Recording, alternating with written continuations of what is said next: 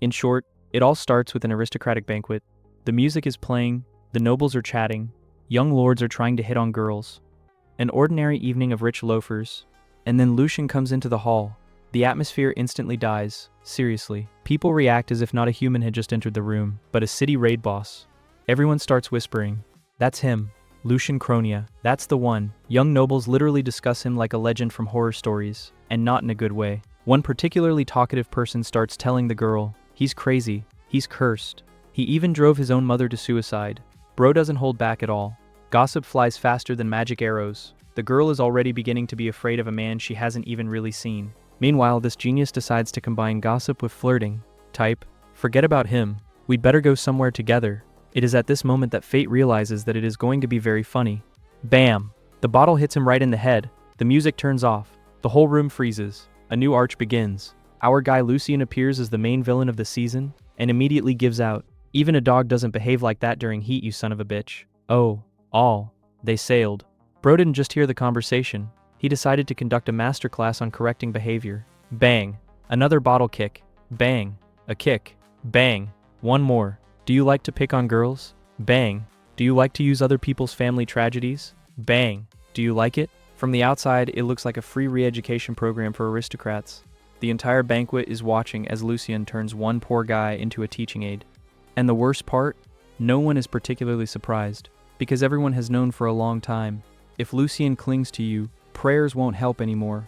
The guards come running, trying to stop the fight, but then a new problem occurs. Lucian suddenly starts yelling into the void, "I told you to shut up."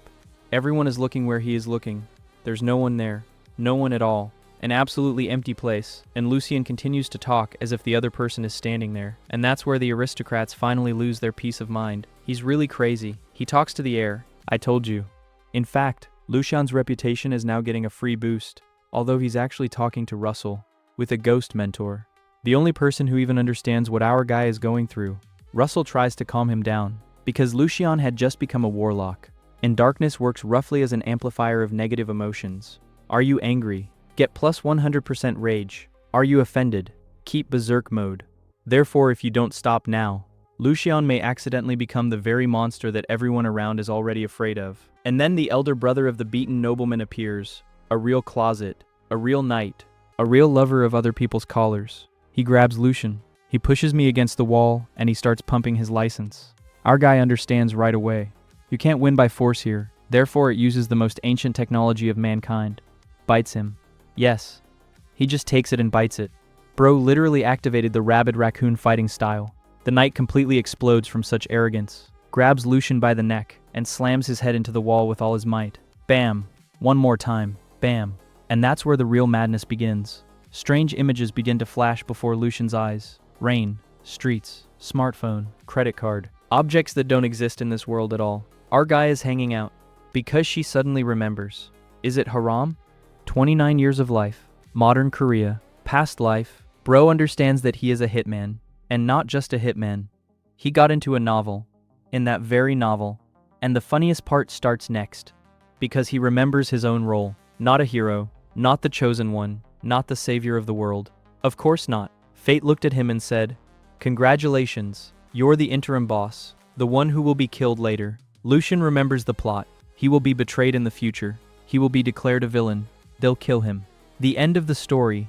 Our guy looks at this information and gets a critical blow mentally. Why me? He didn't ask to see ghosts. I didn't ask you to become an outcast. I didn't ask you to turn into a villain. But that's exactly what happened. For 10 years, ghosts had been driving him crazy. For 10 years, the whole world thought he was crazy. And now it turns out that the ending has already been written in advance. A disgusting deal. And then the system appears. Because without a system, a hitman is not a hitman. The whole world freezes. Time stops. A choice appears before him. Submit to fate, or confront her. The clock starts ticking. Tick. So. Tick. So. Our guy doesn't even think for long. Because for the first time in many years, he began to feel happy. He's got a mentor. There was hope. There was a chance to live a normal life. And he's not going to give it to anyone. So Lucian raises his head and declares, "I will resist fate." At this moment, red threads appear around him. The system explains. Every red thread is a path to his death. Each red thread is a part of the script. Do you want to survive? Cut them. Break the plot. change the story, create a new route. In fact, our guy got the break a novel with your own hands mode. Time starts up again. Everything disappears. That leaves only Lucian and Russell. And then he takes the first real step, the first plot change, the first blow to fate.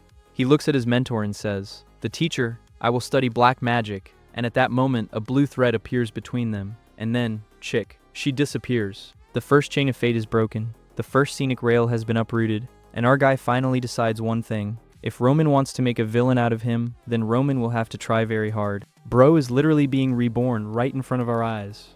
After all the events, Lucian finally makes a decision that changes everything. Russell, the ghostly teacher, looks at him and can't believe his ears. Because just yesterday, this guy was shying away from black magic like a cat from a bathtub. And today he suddenly declares, "Teacher, teach me black magic." And then Russell has a system glitch. Bro was so stunned that he tried to grab his heart. Although he doesn't have a heart, because he's a ghost. The level of shock is simply exorbitant. He repeats the question several times. They say, "Are you serious? Is this not a joke? Did you get hit too hard on the head?" And Lucian stands like a rock, and he answers, "No, I'm serious." And that's where the real character change begins. Our guy finally understands one simple thing. In his previous life, he was constantly bumping into walls. There is no money. There are no possibilities. There is no choice. And now, he's an aristocrat. He has the resources. There is knowledge of the plot. There is time. And the most important thing, there is a chance to change everything. So Lucian decides, to hell with fate, to hell with the novel. I'll write my own story. And honestly, these are the vibes of the real protagonist. Russell is still trying to figure out what happened, and Lucian gives out an almost philosophical phrase. The world just started to look different. Bro literally opened a new tab of consciousness. But the teacher quickly stops him, because the student almost broke his head just now. First the treatment, then the magic. And as if by fate's timer, they start banging on the door. Russell immediately understands who it is. Father. And then a new catastrophe begins. The door literally flies in. Novio appears in furious boss mode. This guy screams from the doorway. "Are you completely stupid? I sent you to meet people. And you got in a fight. And honestly, he can be understood. He sent his son to a social event. The son returned with a reputation as a berserker. But then something happens that no one expected. Lucian looks at him calmly and says, for the first time in many years, Father, and everything. Combo crit. A super effective attack. Novio freezes, reboot, system error. Because Lucian usually referred to him exclusively as Count. And then suddenly, Father. I swear, if this were an anime, a sad violin would be playing right now. Even anger disappears instantly. Novio literally starts stuttering, and then Lucian explains the reason for the fight. It turns out that the freak used the memory of his mother to hit on women. And then even the viewer wants to punch this Viscount in the head. Our guy calmly explains, why should I treat him like a human, if he's behaving like an animal? And then the father finally understands. Something has changed. It has changed a lot. This was no longer the same nervous boy. In front of him is a man who has finally begun to grow up. And then Lucian finishes him off with the second phrase. I want to study fencing. And if my father was shocked before, now it's just destroyed. Because the Cronia family has been a family of swordsmen for generations. And Lucian refused to go down that path all the time. And suddenly he asks for it, voluntarily, without threats, without any persuasion. Novio is ready to cry on the spot. Bro literally got his son back. He immediately agrees, immediately supports it, immediately promises to help, and he's so happy that he forgets about the fight altogether. What kind of fight? Which Viscount? My son wants to swing a sword, the best day of my life, but the most touching part begins next. My father is about to leave. It stops. He turns around, and he speaks softly. Thank you. Just one word, but it hits harder than any sword, because Lucian suddenly realizes the truth. In the novel, it always seemed to him that his father looked at him coldly, that he didn't care, but it was a lie. Novio loved him. I've always loved you, until the very end. Even in the original story, he tried to protect his son to the death, and that's where our guy really gets covered. He understands that I would have lost this man, that everything ended terribly in the last line of fate, and for the first time, a real goal appears. It's not easy to survive. Save everyone who can be saved. After his father leaves, Russell appears, and then another plot twist begins. The teacher asks, why do you need a sword at all? Lucian explains his plan. He wants to use the darkness as an aura, hide your sorcery, become a swordsman warlock. In fact, Bro is going to disguise a nuclear missile as a kitchen knife. Russell says first, theoretically possible, and then he adds, but no one did that. And then Lucian is about to argue, because he knows a character from the novel who could, But suddenly, Russell gives such a twist that even the reader blinks twice. He calmly declares, "I've been down this road before." What? It turns out that the old man himself was this madman. He combined the sword and the darkness himself. He himself has walked the path that Lucian is just about to begin. So our guy literally found the only mentor on the entire continent for his crazy idea. The luck level is just illegal, and at that moment a red thread appears between them. It's like a sign of fate, a turning point, a new chapter of life. Russell smiles and says, "If you really chose this path, I'll teach you everything I know." And that's how the moment ends, where the depressed aristocrat finally disappears. And instead Lucian appears, who is going to become a swordsman, a warlock, and the main headache for the whole world at the same time. Bro is finally starting to change his life, and it looks so unusual that others are literally catching a system glitch. After talking to Russell, our guy is acting like a normal person for the first time in a long time. So normal that the teacher himself begins to suspect a trick. Maybe you should hit your head again. In short, even if the ghost noticed the changes, it means that the progress is really serious. A few days pass. The maids hang up the laundry and discuss Lucian as a rare mythical beast. One says, "Don't you think the young master has changed?" The second one immediately, "Did you notice that too?" It turns out that Lucian used to look at people as if he was choosing who to send to the next life first. And now he calmly greets and even responds to greetings. For locals, it's like seeing the boss of the final dungeon suddenly start feeding kittens. At the same time, the servants sincerely worry about him. Despite all the rumors about insanity, Lucian never bullied the servants or touched anyone. That's why everyone just wants bro to finally get things right. And then the real shock content begins. Lucian personally comes to the dining room. Yes. Self. Feet. He doesn't lock himself in a room, doesn't throw a tantrum, but just comes to a family breakfast. The whole family has a look on their face like they just saw a dragon paying taxes. My father and older brother are just hanging out. Our guy calmly sits down at the table. I'm a little late, as if he hadn't been living as a recluse in recent years. The father immediately starts fussing and taking care of his son. Carson looks suspicious. This guy understands perfectly well that it's hard for Lucius right now. He notices the trembling, the tension, and the way his brother literally forces himself to be around people. But instead of pressure, he says, "Take your time, do everything gradually." And that's where one of the most enjoyable moments of the chapter begins. For the first time, Lucian feels truly supported by his family. Not pity, not an annoyance, and support. And while the atmosphere is becoming almost familial, our guy decides to give the next critical blow. He raises his head and says, "Brother, teach me swordsmanship." Bam! Carson drops his fork. My father almost stops breathing. Even I would have asked them again. Because Lucian is not asking for a new book or medicine. He wants to pick up a sword. And this is a completely different level. For understanding, starting education at his age is about as logical as learning the multiplication table for the first time after receiving a doctorate. But Carson quickly realizes one thing. Lucius doesn't need the title of a great swordsman. He needs strength, confidence, the ability to stand on your own 2 feet, and then the impossible happens. Good. Lucian is already hanging up. Bro literally can't believe his ears. He was preparing for a lot of persuasion, arguments, and drama. And I got the consent on the first attempt. Of course, Carson makes a condition, get well first. But the fact itself has already taken place. The family looks happy for the first time in a long time. The father generally sits with the face of a man who has just seen the end of a long-term curse. For him, it's like spring has finally come after an endless winter. After lunch, Lucian goes back, and he understands a simple thing. Even the small changes made his family smile. That's more than enough for him right now. And then Russell appears next to me. The teacher suddenly praises the student. Well done. Our guy is already slowing down, because hearing praise from Russell is about as likely as receiving a compliment from a raid boss. They make fun of each other for a bit, after which Russell remembers. It turns out that he had prepared something for his future student a long time ago.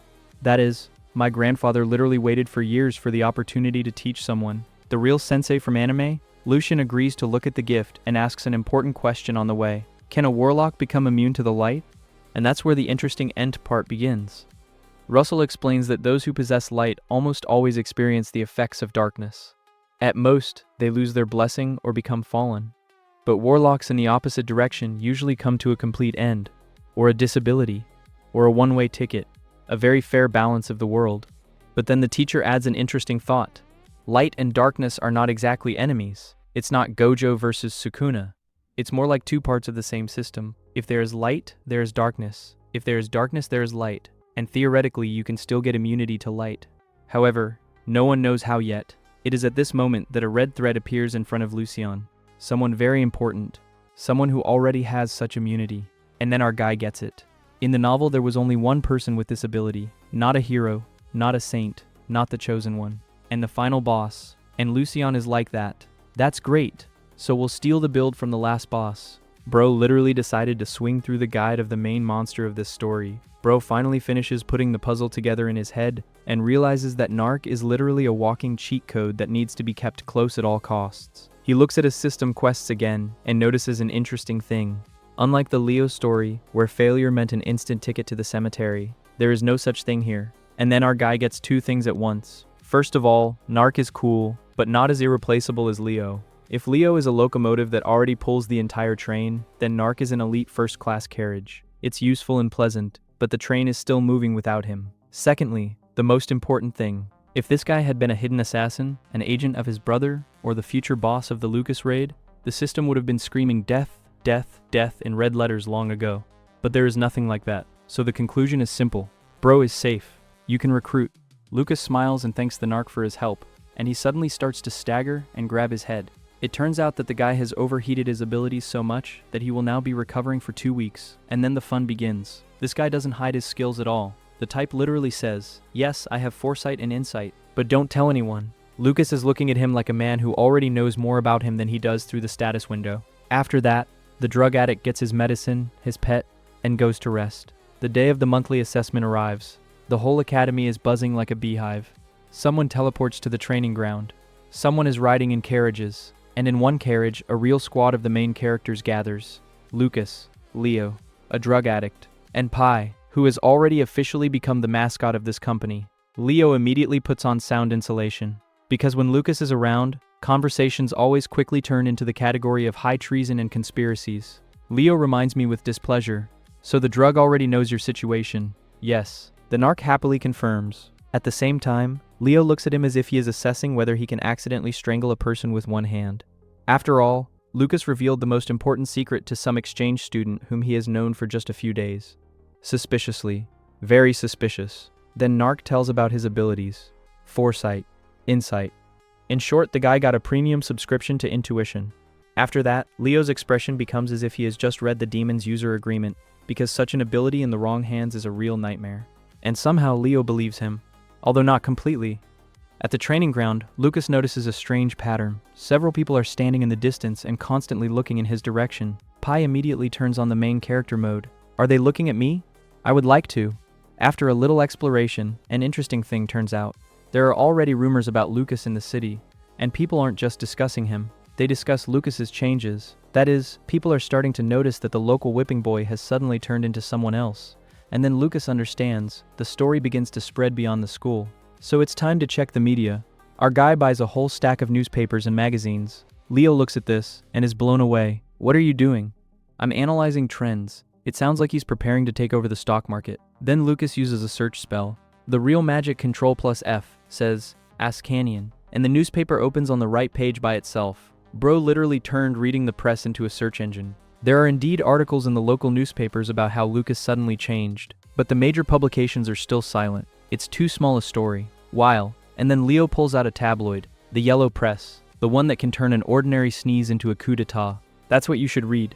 And he turns out to be right, because such publications like to dig into the dirty laundry of aristocrats. Leo suggests stopping it all, but Lucas unexpectedly refuses, because he needs this information. If the rumors reach my brother, then they can be manipulated. And if they can be manipulated, then the brother can be fed false conclusions. The chess begins, and then Leo suddenly gives out. "Sometimes it seems to me that you are a completely different person." Ouch. A dangerous conversation. Very dangerous. Lucas internally catches the critical blow, but outwardly he remains calm. And he quickly changes the subject. 3 weeks pass. Our guy rocks out like an RPG hero after a series of side quests. My health has grown. The skills have grown. Luck is almost out of the negative zone. There was even a new trait. Charm. Yes. The same Lucas that everyone hated started to build up his charisma. The world has clearly gone crazy. And now comes the main moment. Midterm exams are tomorrow. So a new chapter of the game begins. And knowing Lucas, she definitely won't be calm. Bro finally gets his major upgrade, and the real becoming of a warlock begins. Our guy is riding through the forest on a Chandra, and next to him, as usual, his master Russell is flying. The same man who calls himself a genius warlock without a drop of shame. And literally, My name is Russell Paul, and I'm an unfortunate genius warlock. Bro has given himself the title of legend and doesn't see a problem with it at all. Lucian tries to tease him. That's what you called yourself, isn't it? And Russell doesn't even blink. Yes. And I also said that I chose you only because you are very smart. The self-esteem of this type is pumped to the maximum level. Then the lecture about black magic begins. It turns out that the main stat for a warlock is not strength, mana, or even talent, brain. According to Russell, black magic is a constant struggle with one's darkness. If the mind is weak, hello, fallen warlock. If you're strong, you can keep the darkness under control. And then the master suddenly declares that Lucian has already passed the most difficult part. Because for more than 10 years he lived among ghosts, endured their bullying, and did not go mad. That is, while others were undergoing some special training, our guy received a course of extreme psychotherapy from the Army of the Dead for free, a real hardcore mode. But then the fun begins. Russell says, "Now you need to feel the darkness," and grabs Lucian by the shoulder. The next second our guy realizes that something very bad is going on. An icy chill runs through my body. He looked like he'd been thrown out naked in the middle of a blizzard. Black smoke appears in front of my eyes. Chandra almost sets a high jump record out of surprise. And then the darkness returns back to the body. And then all hell breaks loose. Bro feels like someone poured acid inside him and decided to mix all the organs with a construction mixer. It literally folds in half. Sweat is pouring down. It gets dark before my eyes. And Russell stands next to me and says, "It hurts a little. A little bit. Little bit." This grandfather was clearly trained by anime survival instructors. But after a while, the pain really disappears. And then a new problem becomes clear. Every time Lucian uses up his supply of darkness completely, new darkness will return through the same adaptation. That is, the warlock receives a huge supply of energy, but sometimes pays for it with a subscription to suffering. But the bonuses are serious. If the magician is left without mana, then that's it. And after that, the warlock is still able to swing his abilities for a couple of days. Literally endless endurance mode. After that, the introductory course on how not to become the final boss begins. Russell lists the rules. You can't accumulate negativity. You can't use darkness against people for no reason. You can't just kill like that. You can't mock the dead and practice necromancy. In fact, the warlocks were given tremendous power and instructions from the series. Please don't turn into psychopaths. Then Russell decides to show the basics. He points to the tree, but then Lucian suddenly says, "No, I want to try it on a ghost." And that's when I realized, bro is really tired of being a victim. For more than 10 years, these creatures had been ruining his life. Now it's time to pay the bills. At first, Russell looks at him as a man who decided to go to the raid boss for the first time, but then he agrees anyway. A snap of the fingers, and a crowd of ghosts immediately gathers around. It was like someone had given away free tickets. One of the old acquaintances even starts to grin. They say, "Oh, it's been a long time." But a second later, he is grabbed by the scruff of the neck, and he understands that something is not going according to plan today. Russell explains. People usually can't see or touch ghosts, but the darkness can, and that's where the real magic begins. Lucian closes his eyes, feels the darkness inside, gives an order. Darkness obediently flows through the body, and suddenly it appears on his hands. Black smoke begins to swirl around the fingers. The ghost sees it, and instantly panics. Literally. This guy starts stuttering and begging for mercy. Because for ghosts, a warlock is like the appearance of a protagonist with a legendary weapon for mobs. Russell is generally falling apart at this point, because beginners usually don't control the darkness that easily. And Lucian does it on the first try. It's like I've been doing this all my life. And now comes the moment of truth. Hit him. Lucian doesn't even think. He had been waiting for this moment for more than 10 years. The darkness surges forward. The black smoke stretches out into a long whip. The whip. The blow goes right through the ghost. A black wound appears on the spirit's body. The ghost is howling in terror. He looks at Lucian as if he saw the end of the world. And it is at this moment that the most important thing happens. Not a blow, not magic, not the darkness, and awareness. All his life Lucian was afraid of ghosts. I've been running away all my life. Endured. He suffered. But now everything has changed. Now the ghost is afraid of him. And our guy finally understands. He's not prey anymore. He's the hunter here now. And Russell is watching this performance with his jaw hanging open. Because his student has just given out a start that looks suspiciously cheesy even by the standards of warlocks. It looks like this bro is really going to turn the whole world upside down. Our brother Lucian is finally testing black magic for real, and that's where the fun begins. He hits the ghost, and Russell is like, "It's okay," and a second later, his jaw literally drops. Why? Because this guy just accidentally skipped the most difficult stage of using black magic. Usually the scheme is like this. Ordered the darkness, The darkness has done the job? Then I manually unhook the used darkness. And our guy is like that. No, it's on its own.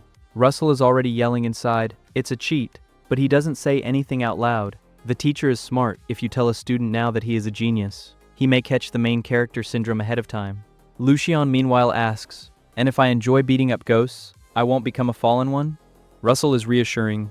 On the contrary, for a normal warlock, it's almost psychotherapy. That is, ghosts are officially becoming anti-stress balls. Then Lucian finishes off the ghost completely. The darkness lashes him like a black whip. Bang.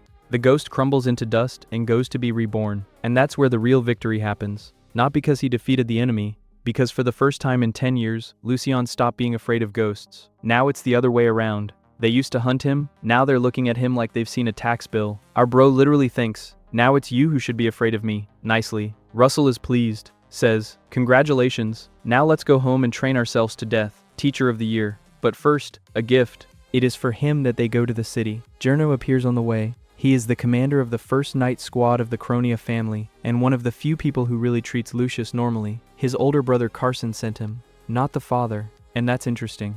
Jerno sees Lucian all wet with sweat and almost has a heart attack. Young master, to the hospital. Lucian is as calm as possible. No, it's just that I haven't ridden a horse for a long time. The funniest excuse after experiencing the ritual. They arrive at the magic Ludion bank, and then a blue thread of fate appears. Lucian already knows these mechanics. Such a thread appears when there is an event ahead that can change the plot. He leaves the bank. The thread disappears. He comes in again. Appears again.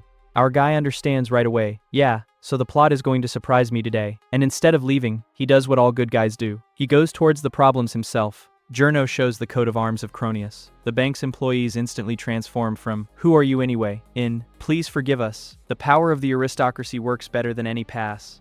According to Russell's instructions, Lucian files the documents as a substitute recipient. The recipient is Russell Paul. The item is box number 14. Russell smiles mysteriously. It's the only such thing in the world. Lucian is already mentally opening a loot box of legendary quality. An employee brings a heavy metal box. Our bro is already reaching out to her. And then, an alarm siren starts blaring throughout the bank. Even Russell is hanging out and gives out, "Robbers!" That is, literally at the moment of the opening of the legendary gift. The plot turns on the GTA mode. The chapter ends exactly on this cliffhanger. Iron shutters close the whole bank. Lucian isn't even surprised. Of course, the blue thread didn't just appear. Russell is absolutely thrilled. Who's robbing the magic bank anyway? It's like attacking the Pentagon with a kitchen knife. The problem is that for some reason the guards, the legendary bank mercenaries, are not visible at all. Everyone understands that some kind of murky scheme is going on. The enemies have a cheat. One of the robbers is a female magician. She calmly announces, "Don't move. This is my territory now." And all employees with guns are literally knocked out. Russell explains instantly, "It's a barrier mage. The thing is extremely nasty. As long as you stand inside her barrier, she's almost invincible." Truth, he notices one joint. The barrier is kind of unstable, so there is a weak spot. Meanwhile, Russell remembers, "By the way, open the box. I have set up such a protection that it can only be opened by darkness. Thanks for the advance warning." Our guy secretly releases the darkness into the box, and then Jerno turns around abruptly. "Young master, did something happen just now?" Lucian's heart starts to play drum and bass. Fortunately, the smoke had already disappeared. Jerno puts it all down to nerves. Russell laughs. "Don't worry about it. Black magic is much less noticeable than ordinary mana." Lucian mentally, "Could you have said that before I almost died?" And then the funny thing turns out. The leader announces the purpose of the robbery. They need it. A metal box. And it shows the dimensions. Lucian slowly looks at the box in his hands. Well, awesome. It turns out, in the original story, the box was supposed to be stolen today. That is, the blue thread did not lead him here by chance. The box opens inside. It's just a pair of feather-shaped earrings. Lucian and Russell put it on quickly. As soon as the earrings are in the ears, several things are happening at once. Earrings draw in some of the darkness. A tattoo in the form of a watch appears on the back of the palm. The blue thread, it's tearing up. Fate is officially receiving a critical blow. What kind of artifact is this anyway? Russell finally explains. It's a unique thing, the only one in the world.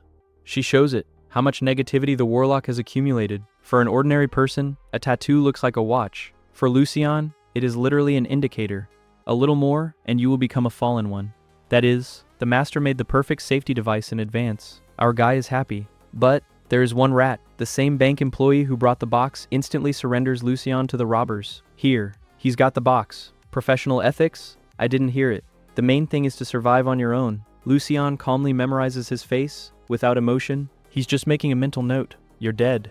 A very calm person. Lucien's plan begins. The leader approaches. Young master, give me the box. Lucien does the most brazen thing possible. He drops the box on the floor, and imperceptibly commands the darkness. Stand still. Now the box is literally glued to the ground. The leader tries to lift her up. It doesn't work. It stands like a Mjolnir for the unworthy. Why all this? Lucien noticed one oddity. The barrier magician. It doesn't move at all. Not a step. While the others are running, our guy makes a conclusion. She guards the place where the barrier formula is hidden. That is, it is enough to make her leave, and the barrier will remain unprotected. That's why he specifically makes the box unaffordable, so that she could come over and see for herself. It's brilliant. Jurno is not sleeping either. While everyone is distracted, the knight has already figured out the place where the formula is hidden. Lucien calmly asks, "How much longer?" He smiles happily. "I've already found it." And the next second, bang, he stabs the sword into the floor, releases an aura. There is a sound like a huge glass dome bursting. Barrier, it breaks down. The barrier magician is literally... What? The robbers understand instantly. The plan failed. The leader grabs the box. He screams, "Retreat!" But Jurno is already at his side. The sword flies straight at the head. It would seem that everything, but the leader is still not new name. He deflects the blow with the dagger, and activates the smoke bomb. Disappears. Jurno doesn't have time to catch up. Why isn't the knight chasing? Lucien asks. You could have caught him. The answer is as chivalrous as possible. My job is to protect you. Don't chase criminals. The priority is the young master. Lucien is even a little disappointed. He wanted to question the leader, because now the main question remains open. Were they really after Russell's box, or is it a coincidence? Chapter finale. Sees only one person, the same employee, the same snitch. He's smiling, and with a very bad smile, the kind after which disturbing music usually turns on in anime. The rat has already signed his own sentence. Debriefing at the bank after the robbery, Lucien first interrogates the bank's management. How many metal boxes do you have in general? B, more than 50. That is, the ringleader actually grabbed his box by accident. Lucien is internally. Yes, sure, coincidence. We believe it. He's not buying this story for a second. The blue thread appeared for a reason. The earrings are saved. Fate is broken. Our guy is going over the events. In the original, he almost certainly had to lose Russell's gift, but now everything has gone the other way. Such is the fate. You should have lost, Lucien. Not today. Now he has a unique artifact, the only one in the world. Hours of negativity. For any warlock, it's almost a cheat code. The rat's verdict. Standing in front of Lucien are branch manager. The same employee as a snitch. They're both practically swimming in their own sweat. Especially the rat. Our guy is quietly drinking tea. Exactly calmly. Because a real aristocrat finishes his tea first. Then he ruins his career. Lucien speaks in an absolutely icy voice. I was thinking about what to do. The employee's soul is already leaving the chat. And then the phrase, the final boss of the nobility arrives. You didn't insult me. You sold it. The Cronia family. The room gets 20 degrees colder. The employee starts babbling excuses. Young master, I'm an accident. I am. Lucien doesn't even raise his voice. Shut your mouth. And everything. No slaps in the face. No more torture. No, I'm going to kill you. He just passes the case to the main office. Because his father would destroy this guy himself. Better than any punishment. Russell is already beaming. Here. This is my student. Our bro finally understood the power of an administrative resource. Even Jurno was blown away. The knight walks next to me and can't stand it. That was wise, because old Lucien would have already staged a bloody spectacle. The new Lucien simply issued the person a lifetime ban from the profession, and he did it as legally as possible. It's scarier. Returning home, our guy goes straight to Novio. But before that, he asks an important question to Russell. Is all this by any chance related to you? Type, maybe the master did something again 200 years ago. Russell shakes his head. No. Then they both realize one funny thing. They don't know much about each other at all. The teacher only knows, this guy hates ghosts fiercely. Lucien knows, this grandfather likes dramatic surprises too much. The best description of childhood. Lucien says, I just had a long puberty. Russell almost falls over. Bro, you've been psychologically destroyed by ghosts for more than 10 years. You look like a rabid wolf. And you name it, prolonged adolescence. This is Saitama's level of self-irony. Antonio is the best grandfather. The butler greets me at the door, and it literally glows. Young master, you came to the master yourself. This old man is happy. Lucien. Stop talking weird. Antonio. I would tell the whole country about it. Shortly. Grandfather is a fan of Lucien, and he doesn't hide it at all. And Novio? At first he thinks Carson has come. When he finds out it's Lucian, literally spits out tea. Yes, this is such an incredible event, because before, his youngest son almost never came to him on his own. And the sweetest thing, Novio's first question, not, why did you come, but is he even safe? Dad hides his feelings as badly as a tsundere from a romantic anime. Family conversation. Lucian comes in. He begins to officially apologize. Novio immediately interrupts. Stop it, we are father and son. Just come. Our guy even hangs out a little bit. He had never heard this before. Then Lucian talks in detail about the bank, about the robbery, about the employee, about betrayal, about everything. Novio is listening, and his face is getting darker by the minute. The regime is already waking up inside him. Blow the bank to hell. But he's holding back, because he wants to give his son the opportunity to solve the problem himself. The growth of the characters is mutual. Dad trusts. After the story, Novio says just one thing. If necessary, use my help. All. Without moralizing. Without, you're just a kid. Our guy is finally getting real trust. And then, Lucian asks, the family seal. Not money. Not security. Not the army. Print. Because one document with the Cronia coat of arms works more convincingly than 100 threats. Novio doesn't even think. He gives it away right away. And then an old acquaintance pops up. Novio speaks. Viscount Horion's sons are coming soon. Those idiots from the banquet. Apologies should be accepted. Lucian smiles. And it gives out absolute classics. The one whose ear I bit off. Isn't he a knight? Novio snorts. If the title can be bought with money, that's right, it's a knight. Shortly. The guy is a fake elite. Lucian is already making plans. Let him become my first opponent in sparring. Just delay the meeting a bit. Our bro is literally, let me level up, then I'll humiliate him officially. Novio laughs. Loudly. Very loud. Because for the first time he sees confidence in his son instead of hatred for the whole world. And he agrees. Good. I'll stall for time. Chapter finale. Lucian returns to his room. It turns out to be boring. I bought him flowers. And on purpose. Because he knows. The young gentleman doesn't even have a valet. Russell is touched. What a caring guy. Lucian instantly switches on the tsundere mode. I hate it when people fuss around me. Of course. We've already figured it out. Meanwhile, Journo is already running to complete the next task faster than the NPC after receiving the quest. The last scene. Lucian looks at Racho's flower. He takes one. And he says, let's start the experiment. It looks like we have another warlock test ahead of us, because if Lucian takes something with the words, I'll try one first, it almost always ends with either a new skill or a new disaster. After the experiment with the flower, our guy decides, well, it's time to test his immunity to the holy power. He takes Racho. Russell, stop. You're not going to. Lucian, I'm going to. And instead of carefully tasting the petal, he puts the whole flower in his mouth. Russell took critical damage. Are you crazy? They're eating it by the petals. Lucian, quietly chewing. It's getting late. In a couple of seconds, Russell is in a panic. Well, what do you feel? Our guy analyzes it as seriously as possible. It doesn't taste good. Like grass. It should be spiced. Russell, I'm not teaching a human being, I'm teaching natural disaster. But then the real effect begins. My nose is bleeding. Then he's literally vomiting black blood. Russell, spit it out. Puke. Save yourself. And Lucian stands absolutely calm. No, it's fine. Russell, is it okay? You're vomiting blood. The darkness inside you is dead. Lucian, it's more like a crepe after a workout. Tolerable. Russell, who am I messing with anyway? And then the scientist mode turns on. Lucian remembers the novel. The final boss once ate these flowers and gained light resistance. But the author, of course, did not bother to explain anything. The main character then found a diary with a method and burned it. Thanks a lot, bro. Now I have to conduct experiments on my own liver. Lucian makes a conclusion. The light really kills the darkness. That's why my father forbade priests to come near him. The main character cut down warlocks so easily because he is a bearer of light. Result. Immunity to light is necessary at any cost. Russell is still trying to be the voice of reason. Maybe? Shall we stop? Lucian, no. If I get caught as a warlock one day, the whole family will die. It's better to suffer now. Russell finally understands one thing. Lucian doesn't value his own health at all. If others suffer, he goes crazy. If he suffers himself, well, I'll be patient. That's what scares the old man the most.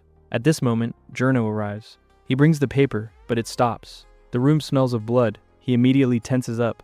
Young master, what happened? Lucian instantly switches on NPC mode. Nothing, thanks. You can go now. Journo clearly doesn't believe it, especially after he notices the blood-stained cloak. But an order is an order. He leaves. The door closes.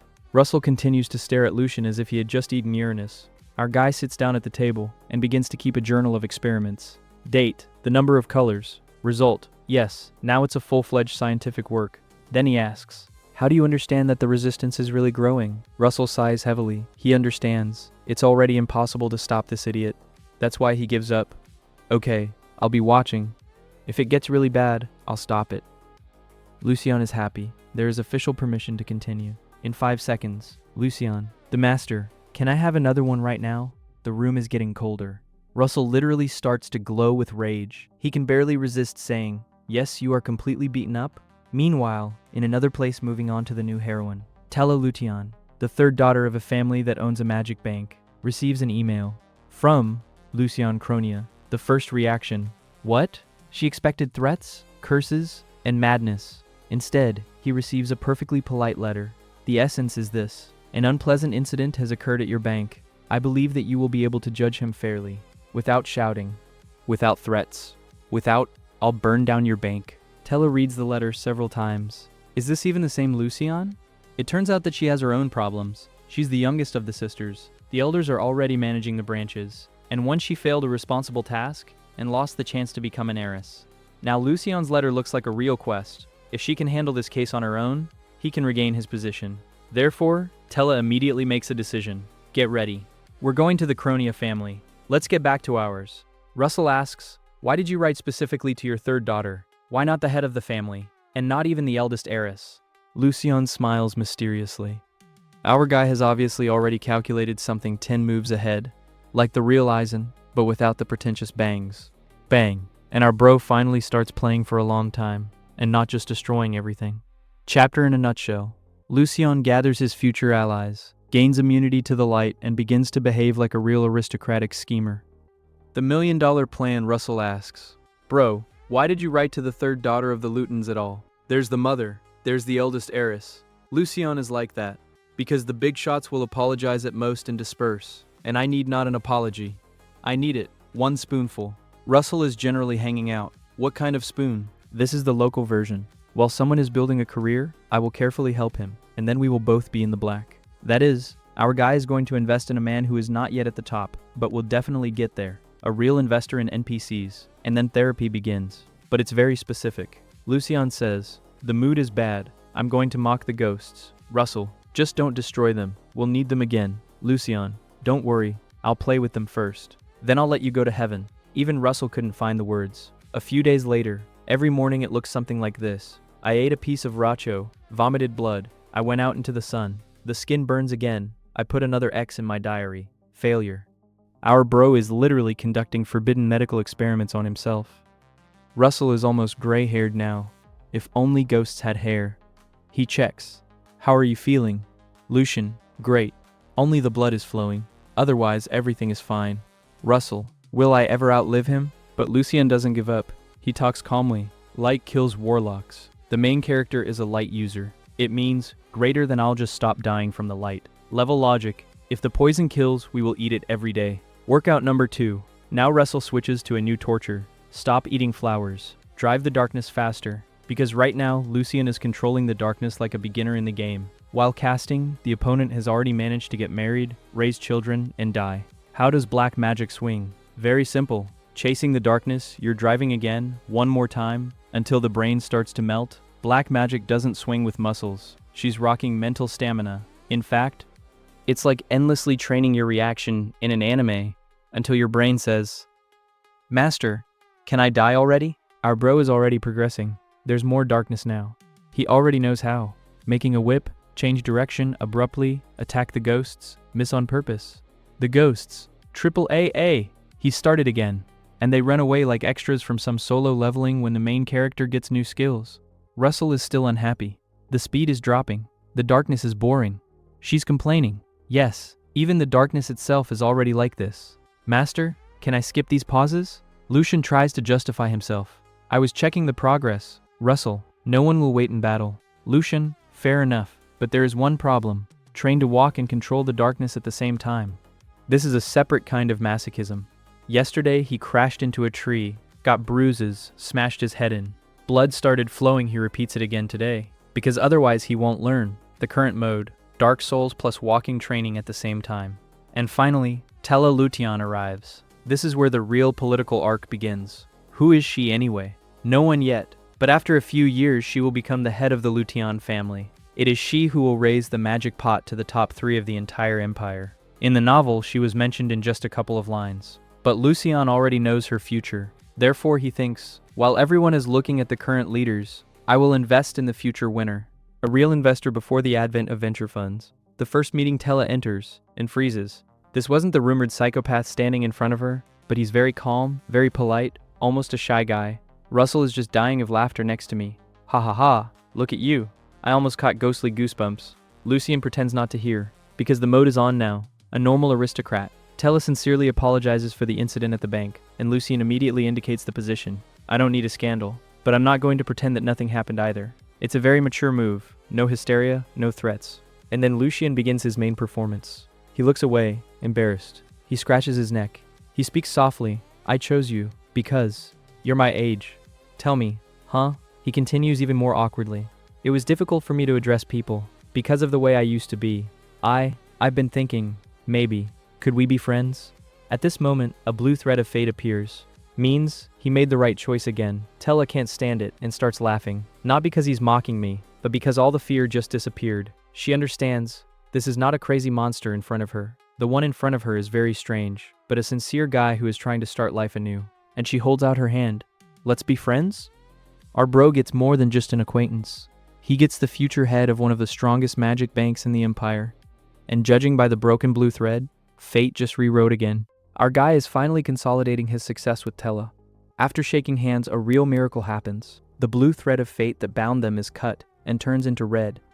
That is, Lucian did not just change the future, but literally rewrote it. It seems that these strange hints about red threads really work. But then it gets even more interesting. Tella suddenly says that she feels awkward. In her opinion, she was the only one who benefited from this meeting, and she did not give anything in return. After some thought, she makes an offer that Lucian did not expect at all. She promises to personally help him get rid of all the rumors that he is crazy. And then Lucian himself is surprised. Bro was only hoping to nudge the future head of the Lution family in the right direction, and then enjoy the fruits of her success. And he got a sincere ally, who decided to take his side. Tella honestly admits that at first she also considered him dangerous. She thought the letter was just a clever excuse to make fun of her. Russell even agrees mentally. To be honest, the plan really started that way. But now Tella sees a completely different person in front of her. She understands that all the rumors were lies, and sincerely wants to correct her mistake. Our boyfriend thanks her, although inside he doesn't know how to react at all. For a person who hasn't had much contact with anyone for years, such kindness turns out to be stronger than any magic. Then Tella notices that Lucian looks too pale. Of course, she doesn't want to talk about it directly, so she comes up with a beautiful excuse. They say she urgently needs to return home. Russell gets it right away. She just noticed that you're barely alive right now. Tella says goodbye, promises to bring something delicious next time, and leaves. As soon as the door closes, Lucian instantly relaxes. He unbuttons his collar, ruffles his hair, and begins to breathe deeply. Bro has survived ghost attacks, calmly eats flowers of light that make him vomit blood, but an ordinary conversation with a girl knocks him out more than any boss. He looks at his trembling hands and repeats in his mind, people, they're not ghosts at all. Meanwhile, Tella goes home and discusses the meeting with her maid. She immediately asks if Lucian is really as crazy as they say he is, but Tella just smiles. Not at all. All these rumors are complete nonsense. After a moment's thought, she suddenly compares him to a stray kitten. And not just as a kitten, but as an injured one. She is sure that Lucian was incredibly nervous and mustered all his courage just to ask someone to be his friend for the first time. After that, she decides to immediately talk to her mother about what happened, and our guy doesn't have time to rest at all. Russell suggests asking Carson to reschedule the training, but Lucian immediately refuses. He puts on his favorite hooded cape. He feels almost naked without it, and heads to the second training field. Carson and Jerno are already waiting for him there. Lucian politely greets his brother, thinking that sword training is about to begin. Carson looks at him for about 5 seconds and gives the greatest instruction of the century. Run. Our guy doesn't understand what's going on at first. A huge training field in front of him. No sword, no techniques. But it's useless to argue. He starts running, runs half a circle. This? Endurance test? Russell makes the most surprised face. Who told you that? Just run, and the real death marathon begins. 1 lap, second, third, fifth. Sweat is already pouring down. Lucian is tearing off his hood, and Carson is not going to say the cherished stop at all. but Russell gets high from what's happening. He states that a strong mind is impossible without a strong body, and it is best to train to control the darkness precisely when the body is completely exhausted. Bro literally turned into a coach from hell. Lucian is mentally ready to strangle his own teacher, but he continues to run, because she remembers what she's doing it all for. He needs strength. He needed to defeat Viscount Horion and prevent his fate from falling into the abyss again. Finally, Carson says, "Stop," and Lucian immediately falls face forward. It just turns off. But this turns out to be just the beginning. Carson calmly explains that now there will be such runs every day. Until Lucian can safely withstand such a load, he won't even see any sword. It's only now that our guy realizes that his brother wasn't going to teach him the technique from the very beginning. First, he's going to turn his body into a normal human weapon. Lucius wants to protest, but he has no choice. He agrees. When Carson leaves, he even allows himself a barely noticeable smile. He was finally convinced that his younger brother was really serious. But Lucius is only dreaming of rest again. At night, Russell begins the second part of the training. Now we need to learn how to control the darkness even more precisely. During the day, you can control it while driving. At night, hold objects for a strictly defined number of seconds. Russell explains that real black magic must work at lightning speed. Used, disappeared. No one even had time to figure out what had happened. For the first workout, he orders the chair to be lifted. Lucian has a hard time getting the darkness to follow the command. My head is literally splitting after an exhausting run. The chair rises. 5 seconds. Bang. He falls back to the floor. Russell explains that now Lucius needs to learn how to precisely control the duration of magic and give multiple orders at the same time. In fact, this is the equivalent of a double and triple spell for ordinary magicians. Lucian gives the command to lift the chair again, and then the unexpected happens. Instead of the usual silent submission, he suddenly hears the displeased voice of the darkness itself. "I don't want to. Our guy is just hanging out." It looked like his magic had just decided to start arguing with his master. In short, our guy is starting to have some kind of new level of warlock leveling. Lucian is going to practice holding the darkness and picks up a chair, and then suddenly darkness, he starts talking. Not Russell, not a ghost, it is the darkness. She's literally whining. "I don't want to, I'm bored." Lucian wakes up instantly, and then an even stranger thing happens. A red thread appears that connects him to this darkness. Even Russell is in complete shock. Bro, who has studied black magic all his life, now just freezes like a Windows XP computer. He begins to frantically recall the theory. Usually the scheme is simple. You're giving an order. The darkness performs. You turn off the darkness. But Lucian's, there has never been a third point at all. And then Russell gets a terrible thought. Perhaps Lucian had never ruled the darkness. Maybe it was the darkness that voluntarily obeyed him. For a warlock, this is so abnormal that Russell almost has a stroke. He quickly tells Lucius to focus and explains. It looks like he's looking at an analog of a divine beast. Just not light, like the priests, but dark. Our guy, of course, is awesome. I'm actually a warlock. But there is no choice. The darkness continues to act up, and asks to return everything as before. Russell says the only thing that comes to his mind. You need to choose a uniform and give it a name. Lucian doesn't think for a long time. Once upon a time, a fox is depicted on the coat of arms of the Cronia family. Come here, Rada. And then the red thread breaks. Black smoke gathers into a small fluffy fox cub with blue eyes. And the first thing a new pet does, he starts admiring his own paws. Bro was literally born 5 seconds ago and is already happy that he can walk. Russell looks at this and doesn't know how to react at all. He was expecting some kind of legendary 9-tailed monster, but he got a little black fox cub. Meanwhile, Rada calmly declares that he has always been by Lucian's side. Didn't show up now. He wasn't called up. I was literally born with him, and it was he who kept Lucian from falling into darkness all these years. Lucian himself is already freaking out. All those voices he'd heard when he'd been haunted, it wasn't a hallucination. It was Rada who encouraged him and did not let him completely break down. It turns out that our guy had been living next to his own reasonable piece of darkness for 10 years and didn't even know about it. Russell finally realizes that in front of him is a walking violation of all the laws of black magic. Lucian is trying to figure out why this fox is needed at all. And that's where it gets even more interesting. It turns out that their darkness is common. That is, Rada is able to independently control Lucian's power. Simply put, our guy just got his own co-pilot. Lucian immediately decides to check it out. 7 seconds. Rada happily agrees. Lucian lifts the chair with the power of darkness. The fox cub controls the time, and everything works perfectly. But it's at this moment that Russell suddenly screams, "Catch a chair!" Lucian automatically grabs him, and the door of the room swings open. Novio and Carson burst in. They felt a powerful surge of some unknown force and immediately ran to check if the youngest son was alive. While Lucian is trying to figure out what's going on, The chair falls right on his head, the perfect first impression. Novio immediately rushes to his son. Carson looks around the room carefully. Both admit that they felt such a cold and terrible force that they had never felt before. Russell quickly explains to Lucien that a huge amount of darkness was released at the birth of Rata. It was impossible to hide such a wave. And now the most dangerous thing begins. Carson notices a black fox cub hiding behind Lucien's leg. For the Cronia family, the fox is a symbol of the family. But the black fox, this already looks like a very bad omen. Carson looks directly at the animal and coldly asks, "Lucien, where did this fox come from?" After the appearance of Rata, Lucien's life becomes even crazier. During another training session, Darkness suddenly declares, "I don't want to, I'm bored." Our guy wakes up instantly, and then something like, "It wasn't in the script" begins. A red thread appears around him, and the darkness itself begins to take the form of a living being. Even Russell, who has studied black magic all his life, literally falls into a stupor. It turns out that he had never seen such a thing. The more he thinks about it, the scarier the conclusion becomes. Lucien's darkness does not require constant monitoring at all. Instead of ordinary magic, it's more like a human's relationship with a divine beast, only on the contrary, dark. Russell realizes that the situation is unique, and tells Lucius to choose a shape for the creature and give it a name. Our guy doesn't think for a long time. The coat of arms of the Cronia family depicts a fox, which means there will be a fox. "Come here, Rata." The red thread immediately breaks, the smoke clears, and a small black fox cub with blue eyes appears in front of them. But instead of a majestic sacred beast, it turns out to be literally a black fluffy potato on 4 paws. Russell looks at him with the face of a man who expected a dragon and got a kitten. Rata himself is generally happy.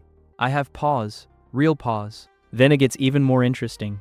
Rata claims to have existed since Lucien was born. All these years, it was he who kept the master from turning into a fallen warlock. When Lucien heard strange voices telling him to hold on, they weren't hallucinations at all. That's what Rata said all the time. Bro literally worked as a personal psychologist for free for 10 years. The most pleasant discovery comes a little later. Rata can control Lucien's darkness. Not completely, but to help her follow orders. In fact, our guy gets a built-in assistant who takes over some of the control. They immediately conduct an experiment. Lucien orders the chair to be lifted, and Rata is responsible for holding it. The chair is perfectly suspended in the air for exactly 7 seconds. It is at this moment that the door opens. Novio and Carson enter the room. Russell screams in panic to grab a chair. Lucien automatically catches him, with my own head. The chair crashes into his forehead. The rat is beeping. Russell is almost dying of laughter. My father and brother don't understand what's going on here at all. They only felt a huge surge of unknown force and rushed over to check on Lucien. Their attention quickly turns to the black fox cub. Carson immediately asks, "Where is he from?" Lucien answers as calmly as possible, "I picked it up." Rata immediately begins to resent that he is actually not a fox, but fortunately only Lucien hears him. Novio allows him to leave the animal and then leaves with Carson without finding out the reason for the strange energy. After that, Russell finally explains the main bonus. Rata and Lucien literally share the same darkness. The stronger one gets, the faster the other develops. Moreover, Rata helps the new darkness adapt almost instantly. To put it simply, our guy just got a cheat code for leveling up. The next morning, the real pain begins. After yesterday's training, Lucien can barely get out of bed. Everything hurts. Even moving is hard, but no one canceled the training. Rata, meanwhile, behaves like a child who is interested in absolutely everything. Why do people close their eyes at night? Why does Lucien stumble all the time? Why is Racho flower so scary? When Lucien takes out a poisonous plant to boost his resistance again, Rata goes into a real panic. "Don't eat, it's caca." But our guy is already swallowing the poison. After a few seconds, he starts vomiting blood as usual. Rata is terrified. Russell just sighs with relief. The poison is not transmitted to the fox cub. After that, the butler Antonio appears. No anonymous curses this time. He receives a real letter from Tella Lution. And here, for the first time in a long time, Lucien is pleasantly surprised. Tella writes that thanks to him, she got an important opportunity and also publicly told everyone at the banquet that they were friends. That is, the girl did not just agree to be friends, but already began to protect his reputation. At the end of the letter, she invites Lucien to accompany her to a banquet in honor of the birth of the divine beast. It's at this point that Russell literally jumps up. "Don't tell me you're going to the banquet." It looks like our guy has another nerve test ahead of him. Not only because of the nobles, but also because now a small talking black fox is constantly running around next to him, which it is advisable not to show anyone. Lucien receives a letter from Tella inviting him to a huge banquet in honor of the birth of the divine beast. And that's where our guy's eyes literally light up. Bro understands that this is not just a holiday with expensive food, It's the perfect scene to shut up everyone who's been making a local horror story out of him for the past few months. But Russell immediately starts to panic. In fact, grandfather says, "Do you even know where you're going? There will be so much holy power that you can collapse faster than a first-level mob." However, Lucian doesn't even think about backing down. He calmly declares that he will simply increase the dose of his poisonous flower and survive. After the incident with the bank, he finally realized how far the rumors had gone. People don't even try to figure out what happened. For them, he is already a ready-made monster. And then Lucian gives out one of the most powerful phrases. He says he wants to be happy too. He doesn't want to lose the normal life he just started getting again. Even Russell stops arguing after that. The old man just gives up and says, "Okay, try." But it immediately reminds me of the main boss. Getting permission from Novio will be more difficult than completing a secret boss raid without a healer. During the family dinner, Lucian cautiously starts talking about the banquet and gets an instant response. No discussion. Carson also fully supports his father. These two now literally look like two final bosses who have closed the passage further. Russell is completely fading away. Yes, this is not a father and son, but an impregnable fortress. Meanwhile, Rada is generally living his life. The fox cub was forbidden to enter the dining room, so this little genius is just hiding in Lucian's shadow. Bro literally opens stealth mode like a real ninja, and then he starts whining that he's interested in tasting meat. Our guy discreetly drops a piece under the table. Rada is happy as if he has received a legendary artifact, but Novio continues to stand his ground. He asks, "Why do you want to come to this banquet so much?" And that's where Lucian gets his trump card. He talks about what happened at the bank. It turns out that the employee knew perfectly well that in front of him was the heir of the Kronia family, and he turned him over to the bandits anyway, because the rumors have done their job. Everyone around them already thinks Lucian is a cursed monster. It turns out to be the most difficult moment. Bro calmly eats pasta and at the same time explains that he has already been so demonized that people are ready to get rid of him at the first opportunity. Even Novio freezes after that. Russell just clicks his tongue. That's it. This is a forbidden technique. When Novio asks why Lucian didn't say anything right away, he calmly replies, "Because you would just destroy the Ludion family." And the funny thing is, everyone understands that this is not an exaggeration at all. After a long pause, Novio finally says, "Okay, go ahead." Carson is in complete shock. Russell is actually clutching his head. "Are you serious? There's so much holy power there that it can vaporize a kid." But the decision has already been made. For the first time, Lucian changes his father's mind in his own words. A small victory, but a very important one. After that, the real training hell begins. Journo literally turns into a sergeant from a military camp. Running again, even more running. Lucian is already breathing as if his lungs have decided to go on vacation, and Rada is joyfully galloping ahead. The little fox does not understand what fatigue is at all. At some point, he hears Lucian's heart pounding and begins to rejoice. Even faster. Let it beat even faster. Russell responds immediately. Then he'll die. Rada gets scared right away. Then don't let him fight at all. Then he'll die too. Bro literally took his first biology lesson. After physical training, the second circle of hell begins. Now Lucian controls the darkness for hours. Then he plays catch-up with the ghosts. Yes. Russell deliberately releases the terrified spirit, and Lucian must catch him before he escapes. In fact, his grandfather gave him dark souls, but instead of knights, you need to catch ghosts. Each time, Lucian almost grabs the prey, and every time, literally a couple of centimeters are missing. And in the evening, Russell's favorite torture begins, lifting furniture with the power of darkness. 3 seconds, 5 seconds, 7 seconds. Are you at least 1 second late? Get a lecture for 10 minutes. When Lucian and Rada finally manage to hold the chair perfectly, Russell beams like a child. Great, now let's move on to the desk. Lucian just falls to the floor. Bro doesn't even argue anymore. A few days pass like this. Every morning begins with Lucian eating his favorite poison. Rada throws a tantrum every morning. Don't eat that. Every day, Journo makes him run faster. Every day, Russell wakes him up with the words, "There are only 50 repetitions left." And one day, Lucian gets so exhausted that he begins to control the darkness, right in my sleep.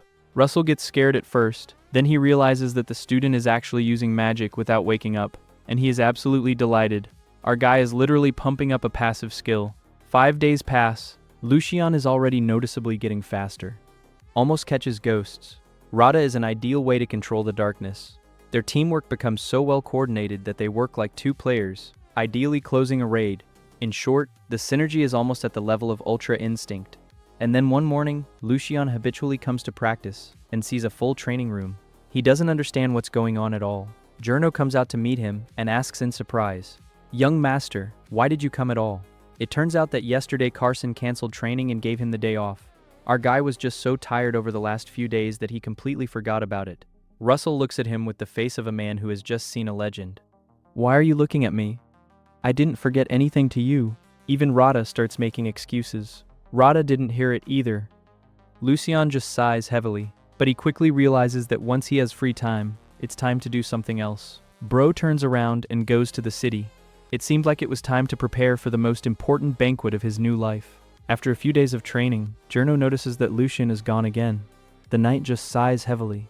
Our guy still talks to himself sometimes, or rather to Russell, whom no one sees. From the outside, it looks as creepy as possible, so strangers still find it strange. But Journo has known the truth for a long time, and is only happy. Compared to what Lucian used to be, now it's heaven and earth in general. Meanwhile, the other knights begin to discuss their younger master. One is worried that they accidentally scared him. The other even admits that for a long time he did not understand how to talk to him. In short, grown men behave as if they have seen a rare Pokemon, but Journo quickly brings everyone back to reality. He recalls a recent incident when an unknown force appeared near Lucian's room. The whole room immediately falls silent. After all, if someone was able to get so close to the heir of Cronius, it means that their security gave a huge crack. And then the knights all start shouting their motto, "We are the swords of Cronius." After that, they rush to run with such enthusiasm, as if the war starts tomorrow. Meanwhile, our guy finally gets a well-deserved day off. Well, almost. Instead of resting, Lucian puts on a raincoat and goes to the city. Russell immediately asks, "Where are you going?"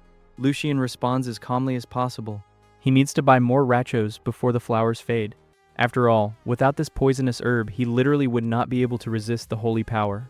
Russell immediately suggests just asking for the servants, but Lucian refuses. Bro doesn't trust anyone at all. Any request will reach Novio immediately, and he doesn't need any unnecessary questions right now. At this moment, Rada appears. Hearing the word Racho, the little fox immediately panics. "Lucian, don't walk towards death." It looks like Russell has already filled the kid's head with his horror stories. Lucian just rolls his eyes. "Teacher, stop teaching the child all sorts of nonsense." Russell pretends he has nothing to do with it. Rada reluctantly hides in the shadow of the Lucifer, continuing to show with her whole appearance how much she hates this flower. On the way, Russell suddenly remembers the news about Viscount Horion. It turns out that after that legendary ear bite, his son now has hearing problems. Our guy just smiles contentedly. Karma sometimes works faster than the judicial system. But then it gets more interesting. When Lucian leaves the estate, Russell suddenly asks to turn off the main road, because there's an ambush on the right, and it's not simple. There are so many bandits there that they are clearly waiting for someone in particular. Our guy understands everything right away. It seems that Viscount Horion was so offended that he decided to make a second attempt. But then Lucian has an even more unpleasant thought. If the bandits know when he's leaving, so there's a rat inside the mansion again. Bro immediately remembers the old betrayal of the servants, because of which he stopped trusting anyone at all. The mood drops sharply. Darkness is even beginning to seep in around him. Russell erases it instantly. "Calm down, you're a warlock now. Any emotion can give you away." Lucian just exhales heavily. For the first time, he realizes how uncomfortable it is to constantly hide his strength. Having bought Racho, Lucian is about to leave.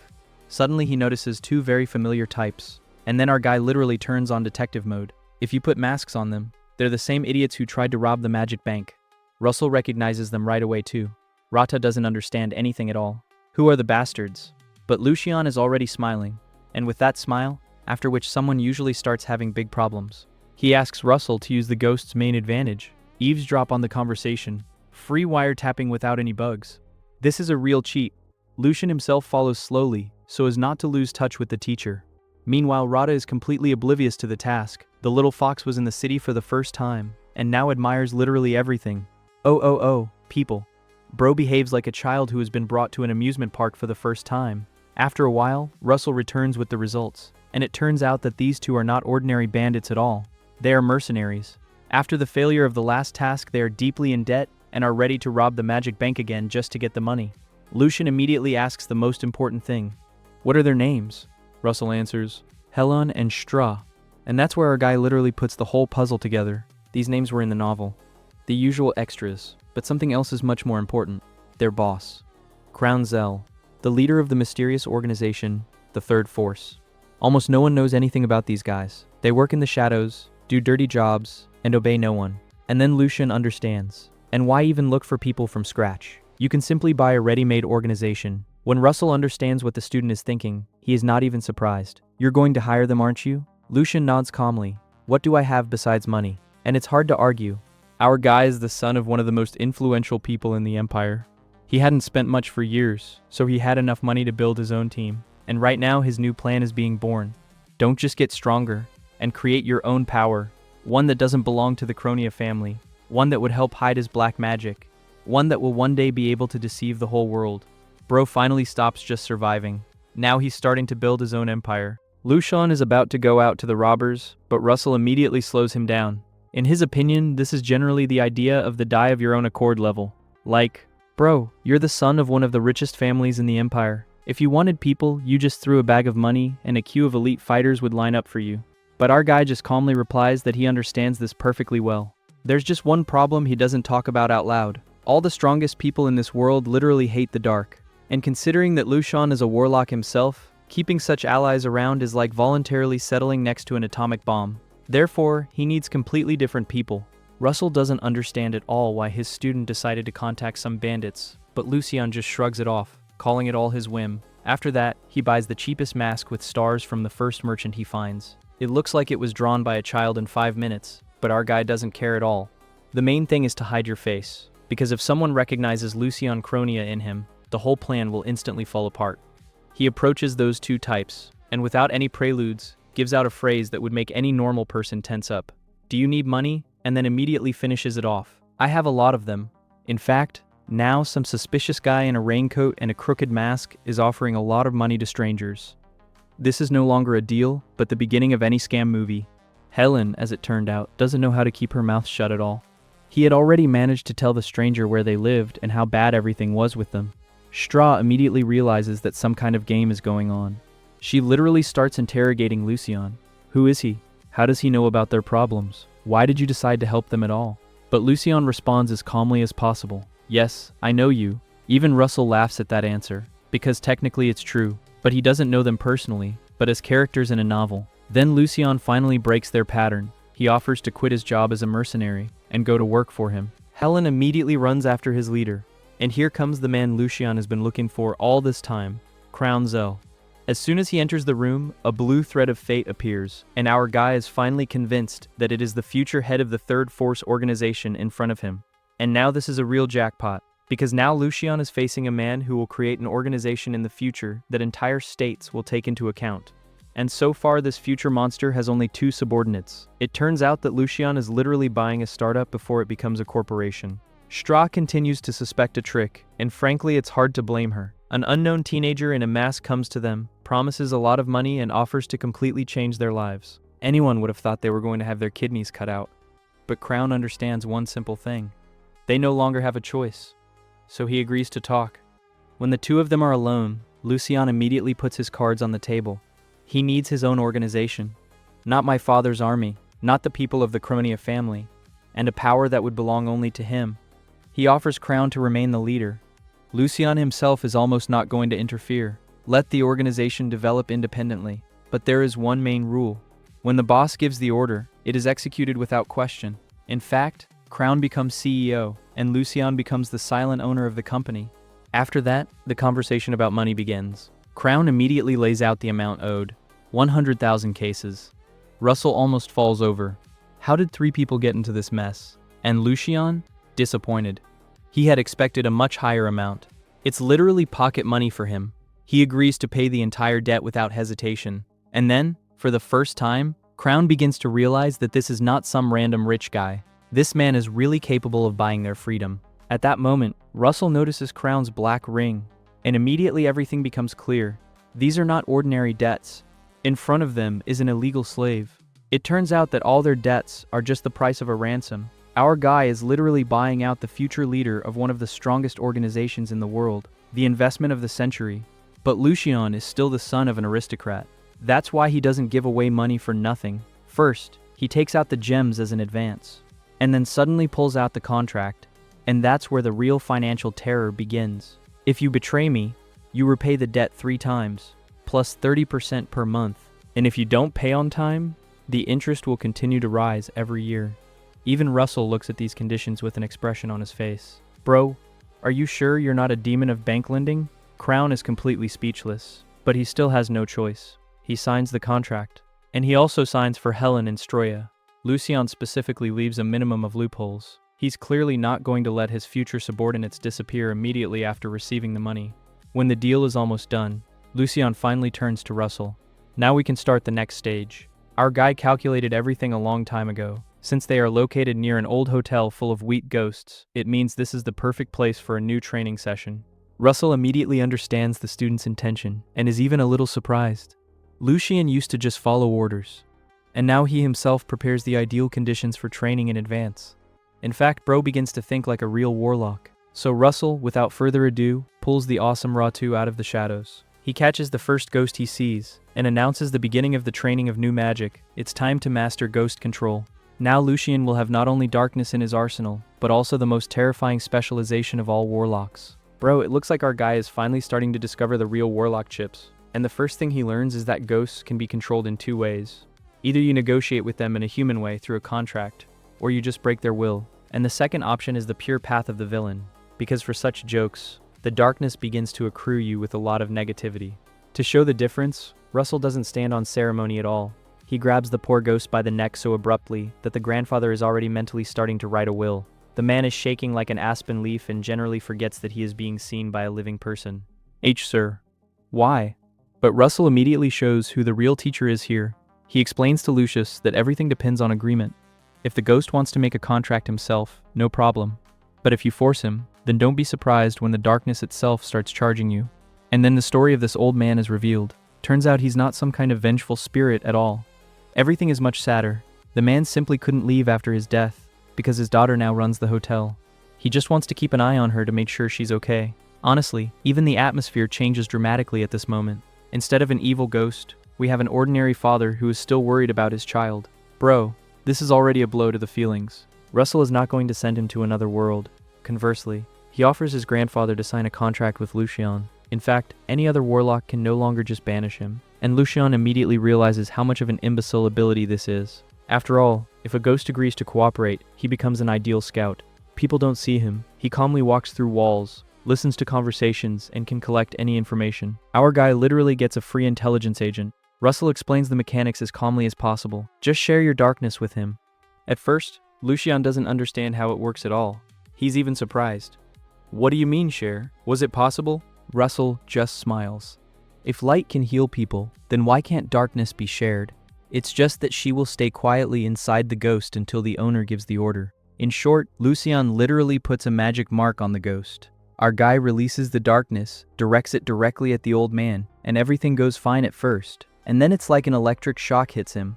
Other people's memories suddenly flash before my eyes. He sees how this father looks at his daughter. She sees how much he loves her, how he dreams of walking her down the aisle one day. As he realizes that he will never be able to take her hand again. Bro, this is where the author decided to finish off the readers altogether. Lucien even loses his composure for a second. Meanwhile, the contract is being finalized. The darkness completely envelops the ghost, after which a black star appears on his arm. Now this is our guy's first official ghost agent. Grandfather immediately becomes as serious as possible. Mr. Lucien, give me orders. And Lucien doesn't waste any time at all. He immediately sends a new employee on the first mission. Keep an eye on Crown, Halon, and Stroy. If anyone starts stirring up trouble or saying something suspicious, let them know right away. It turns out a funny situation. Grandfather was just worried about his daughter a minute ago, and now he's already working in intelligence. That's what they call a quick career change. After that, Lucien remembers another problem. How do you get involved with a ghost? Russell is already going to explain a complex system, but then Rada intervenes. This furry bro shows again that he's actually reading the script ahead of time. He just starts talking in his own way, and just a second later, a ghostly hand appears from the wall. Everyone in the room is hanging out. Even Russell is like that. Wait a minute, did it really work? Lucien immediately decides not to complicate life. In order not to get confused later, he simply assigns his new assistant number 1. Yes, now he has a personal ghost under the number.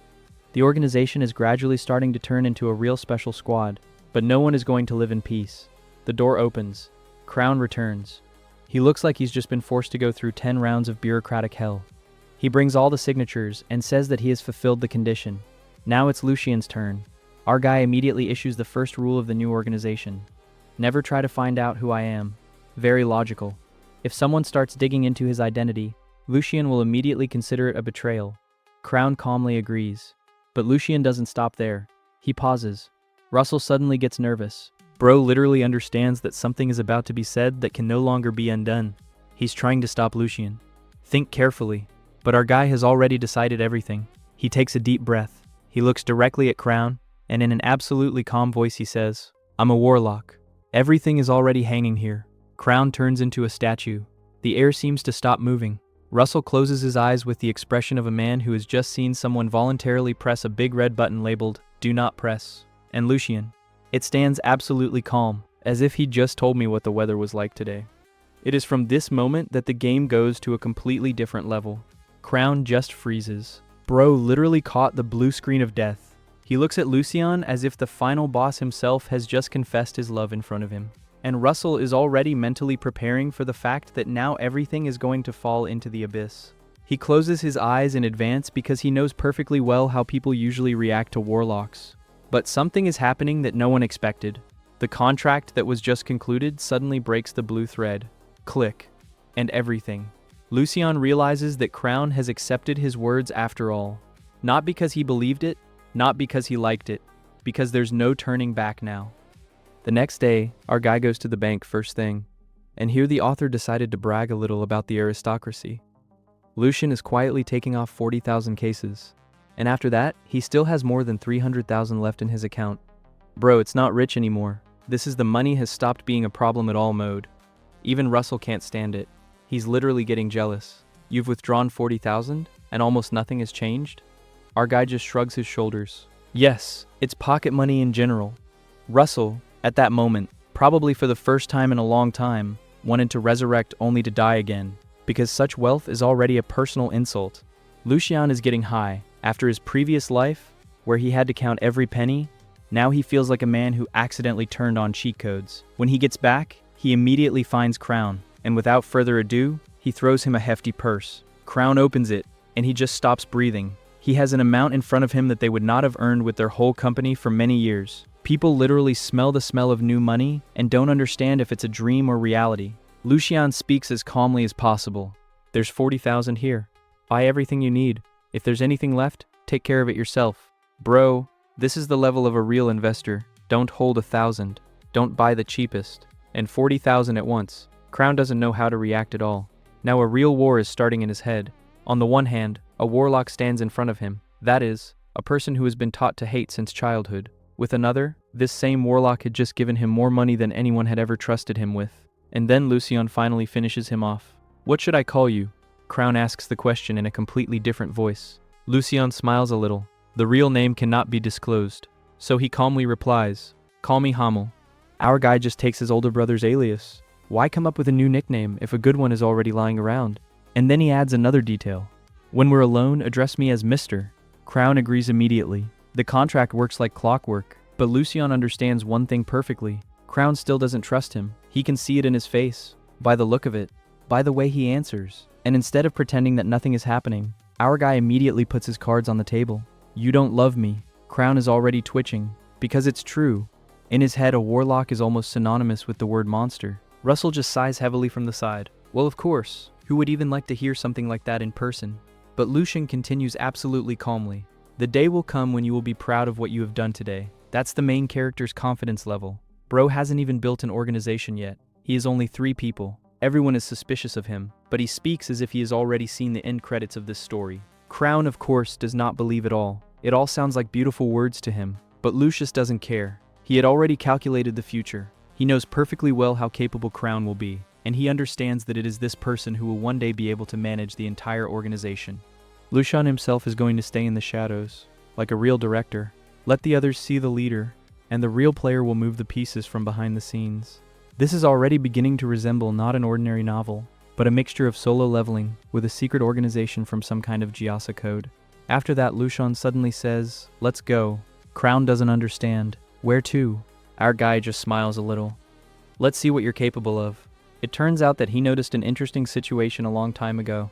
The Count Horian's family had just sent the perfect scapegoat, and Lucian is already going to take advantage of this opportunity 100%. In short, the organization hasn't even really appeared yet, and our guy is already looking for his first victim to demonstrate his strength. Bro isn't going to waste any time at all. In short, Lucian is not going to just give away money and play the good boss. It's time to check who he's recruited into his future organization at all. Before going out, Crown still can't stand it and asks a question. Mr. Hamill, why do you need an organization at all? Bro is already starting to add 2 plus 2. Lucian certainly doesn't look like the kind of person who would open a charitable foundation. Our guy doesn't even try to get out of it. I need people who will clean up the mess that I will leave behind. That's what they call honesty. Not to bring justice. Don't protect the weak. And immediately, yes, there will be complete chaos after me. Someone has to cover it up. Crown only frowns harder after that. He has one question in his head. Why us? But Lucian is already ending the conversation. Think less. Work harder. Bro generally hates idle chatter. Meanwhile, they reach the place where the gang sent by Viscount Horion is located. Before a real fight, Russell suddenly looks like a stern coach before the tournament finals. Don't be nervous. Do everything the same as in training. Just move the darkness. Rada gets the installation too. The fox cub stretches out immediately. Rada is ready. This kid has so much energy as if he's going to a festival instead of a fight. Meanwhile, Crown and Helen are talking among themselves. Helen is still nervous. He's the same, the warlock. Crown sighs heavily. You'll think about it later. Focus now. But inside he worries himself. All his life he had been told horror stories about warlocks. One conversation with them, they say, and you'll never wash your soul away. And now he's standing next to one of them. And that's amazing. No one has died yet. Russell just chuckles softly. So much for folktales. Lucian starts counting down. 10 seconds. Rada immediately understands the plan. Our guy lets out the darkness. She crawls silently on the ground like a real black snake. The first target becomes the sentry. The darkness instantly grabs his legs. Then he closes his mouth. The poor guy doesn't even have time to make a sound. At the same moment, shoo! Crown's arrow pierces his head.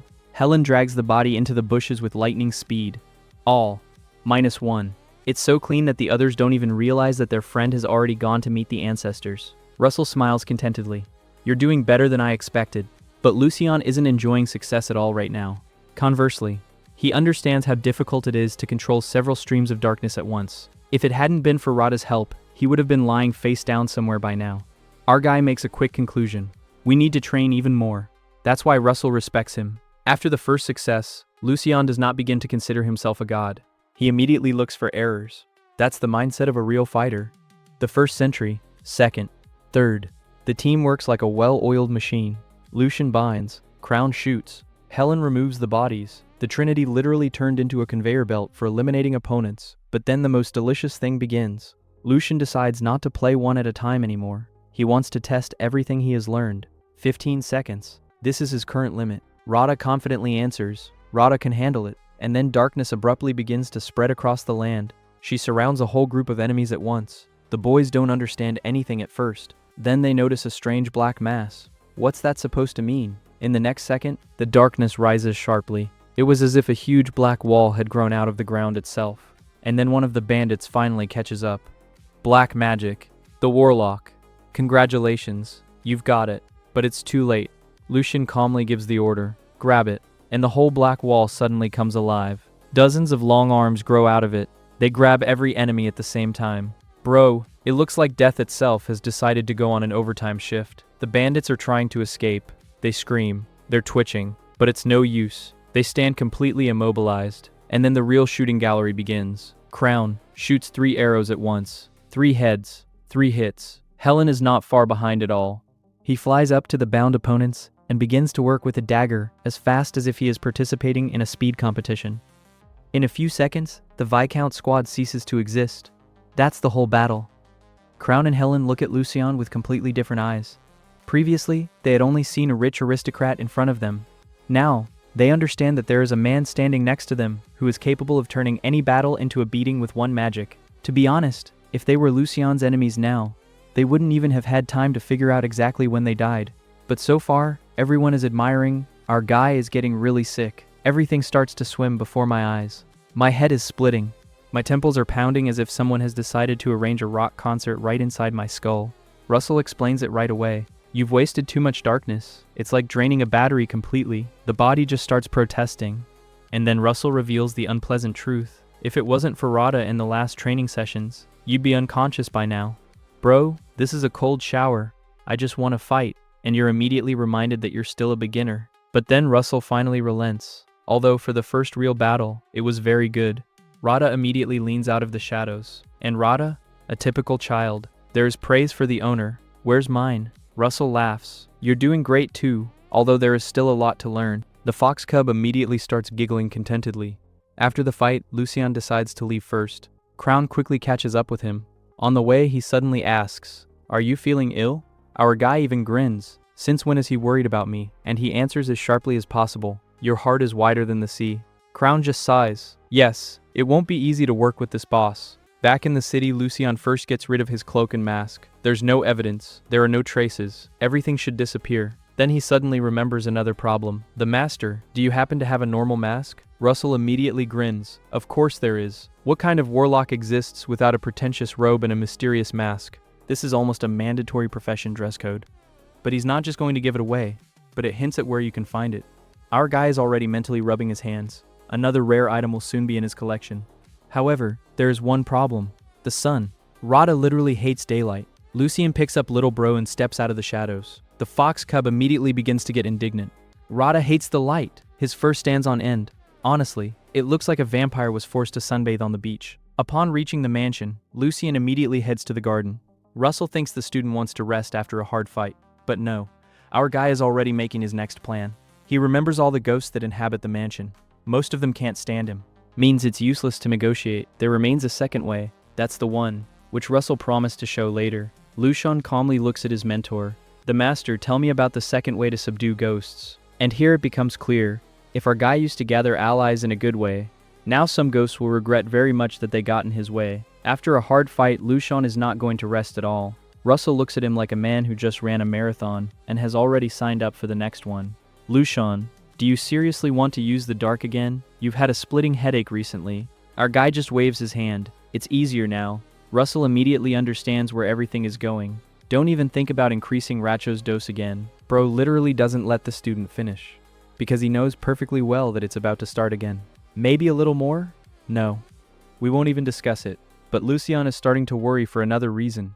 There is less and less time left before the banquet, and that means we will have to face the divine beast of light very soon. And our guy is still melting in the sun like ice cream in a microwave oven. Russell just grins. That's why I told you not to go. But Lucien is stubborn. He has already made his decision. There is no turning back. Therefore, he immediately changes the subject. Then teach me the second way to subdue ghosts. Russell smiles contentedly.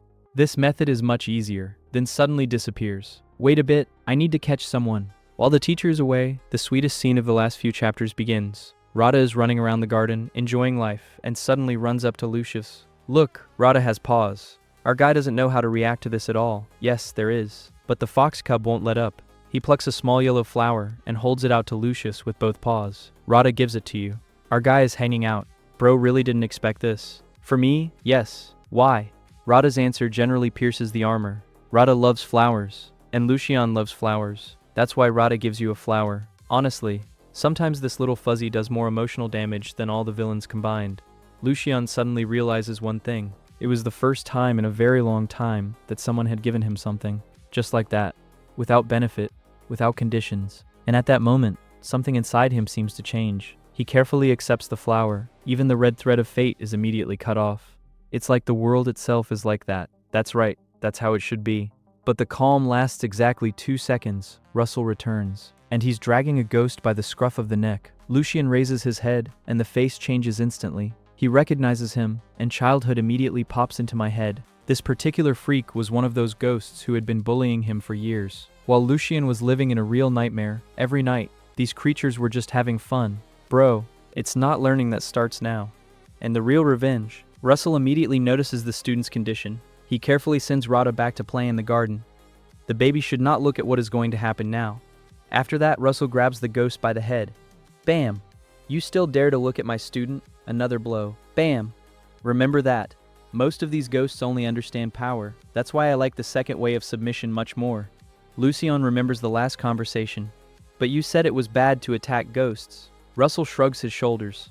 If it's that kind of trash, the world will only get better. Bro, this is the mindset of a man who has lived for hundreds of years. The ghost finally starts to panic. What? Wait. But Lucien doesn't listen to him anymore. He slowly releases the darkness. Slap. Black magic smashes into the ghost's face. A black mark immediately appears on the transparent body. He looks at her in horror. Are you a warlock? Lucien responds as calmly as possible. On your knees. That's karma. Once upon a time, this ghost enjoyed watching little Lucien tremble with fear. Now the roles have completely changed, and he's already trembling. Lucien looks down at him. Everything is literally boiling inside. He had been bullied for so many years. I've been afraid of every Russell for so many years, and now for the first time I got the opportunity to fight back. But the most important thing, he doesn't snap, does not destroy the ghost. He does not allow rage to completely take over himself. He keeps his head cool. Russell nods contentedly. Now grab him with the darkness. Lucien does exactly that. The ghost starts shaking even harder. Will you obey me? He's trying to mumble something. But Lucien adds more darkness. Black energy begins to spread through the ghost's body. The poor guy is already yelling as if he was personally enrolled in the toughest course of re-education. Will you obey? Yes, I will. Please. The next second, it's all over. A familiar black star appears on the palm of your hand. The contract has been concluded. All. Now another ghost is officially working for Lucien. Russell smiles contentedly. Well done. And here's Lucien himself. Suddenly he starts laughing. Quiet at first. Then it gets louder. Because for the first time in many years, he felt a real sense of relief. He was finally no longer a victim. Now he's in control of the situation. But just a few seconds later, the laughter abruptly disappears. Our guy quickly pulls himself together. No, you can't lose your head. That's why I want to respect him. He understands how easily such a force can change a person. So he gets right back to business. There are rats in the house. The ghost nods nervously. Do you know who's selling information about me? I know. Vera's maid. Lucien won't even recognize that name. Means it's just one pawn. The others? The ghost quickly shakes his head. He really doesn't know anything else. Then Lucien gives a new order. You're number 2 now. Find all the rats that betrayed me, like that. In just a few days, our guy has already assembled his own ghost intelligence. The first agent, the second agent. Soon, at this rate, his entire mansion will be under round-the-clock surveillance. When Lucien leaves, the ghost stares after him for a long time. It's only now that one simple thought finally dawns on him. This is not the same bullied child they bullied for 10 years. A real warlock stands in front of them. And if hell used to be a mansion for Lucien, now hell begins for the ghosts themselves. Back in the room, Lucien suddenly becomes very calm. He asks Russell for permission to rest for a while. And then he asks a completely unexpected question. The master, I was happy today. I'm very happy. But I'm scared. After all, I liked this power. He looks at the negative mark on his hand, and he's afraid that one day he'll start enjoying more than just winning, but also from the cruelty itself. Russell answers without hesitation. Be happy. As much as you want. If you start making mistakes, I'll stop you. That's why Russell is one of the best mentors in this story. He does not forbid force. He doesn't say to be afraid of her. He just promises to stop his student in time. Lucien smiles sincerely for the first time in a long time. He carefully places the flower Rada gave him on the table, and silently looks at the sunset. But the rest ends quickly. Russell reminds me, what are you going to do with the maid Vera? Our guy calmly replies, for now, I'll just give her a good scare. She's probably already on her guard, and as if on purpose after these words, there's a knock on the door. Knock. Knock. Bro, it seems that the next problem has already come to Lucius by itself. After the whole ghost story and the showdown, Lucien is already going to rest in peace. But that was not the case. Antonio knocks on the door. Young master, the Count wants to see you. Our guy immediately understands where the wind is blowing from. It looks like they found traces of a battle near the mansion. That is, the parents' classic lecture is about to begin. Where are you going alone? Why are there no guards? How much can you make us worry? In short, everything is according to the program. But before leaving, Lucien suddenly asks about something else entirely. Antonio, do you know the maid Vera? The butler immediately nods. Of course. She serves the female knights. Lucien makes the most innocent face possible. I just heard that there was some noise near the training hall. Antonio is already going to give the girl a dressing down, but our guy stops him right away. Don't. This is where the real psychological game begins. Because Lucien already knows that it is Vera who leaks information to the enemies. Kill her? No. It's too easy. If you remove the pawn, the real master will immediately realize that he has been discovered. But if you make her live in constant fear herself, this is a completely different level of pressure. Russell immediately understands the plan. Did you decide to let her live? Lucien just smiles strangely. For now, she'll do me more good alive. Bro is gradually starting to play not by force, but with my head. Carson is already waiting for him on the way to his father's office. He stands near the door as if he was deliberately guarding his younger brother. Lucien says hello calmly. Carson gets straight to the point. I've talked to your security detail. Our guy doesn't argue at all. Yes, it was my mistake. Carson almost choked on his breath. Is this really his younger brother? Where are the usual screams? Where are the charges? Where is "leave me alone"? Nothing. Lucien just admitted his guilt, and it is at this moment that Carson suddenly remembers his brother's old words. Lucien had once shouted at him, "You don't understand what I'm going through at all." Carson wasn't listening at the time, and now a completely different person is standing in front of him. For the first time, Bro begins to realize how much his younger brother has changed. Carson sighs softly. Dad wants to talk about more than just security. It turns out recently traces of enemy activity were found near the mansion again, and not some bandits, and the real opponents of the Empire. Lucien instantly tenses up inside. Is it really because of Rata? He remembers the day when darkness first turned into a little furry bro, and he understands. It was then that Carson was constantly disappearing somewhere. It looked like he was investigating a strange energy. Fortunately, everything was attributed to an enemy attack. Russell just smiles contentedly. I was lucky, and it's true. If only they had started digging deeper, there would be a lot of questions. Lucien visits Novio. My father doesn't even raise his voice. He just points to the couch. Sit down. Our guy immediately admits the mistake again. I'm sorry, but then something happens that he did not expect at all. Novio shakes his head. You don't have to apologize to me. Lucien freezes. It turns out, in the Count's opinion, it wasn't his son's fault at all, and the knight who let the heir leave alone. That's the mindset of a real family head. Lucien immediately asks, don't punish him too harshly.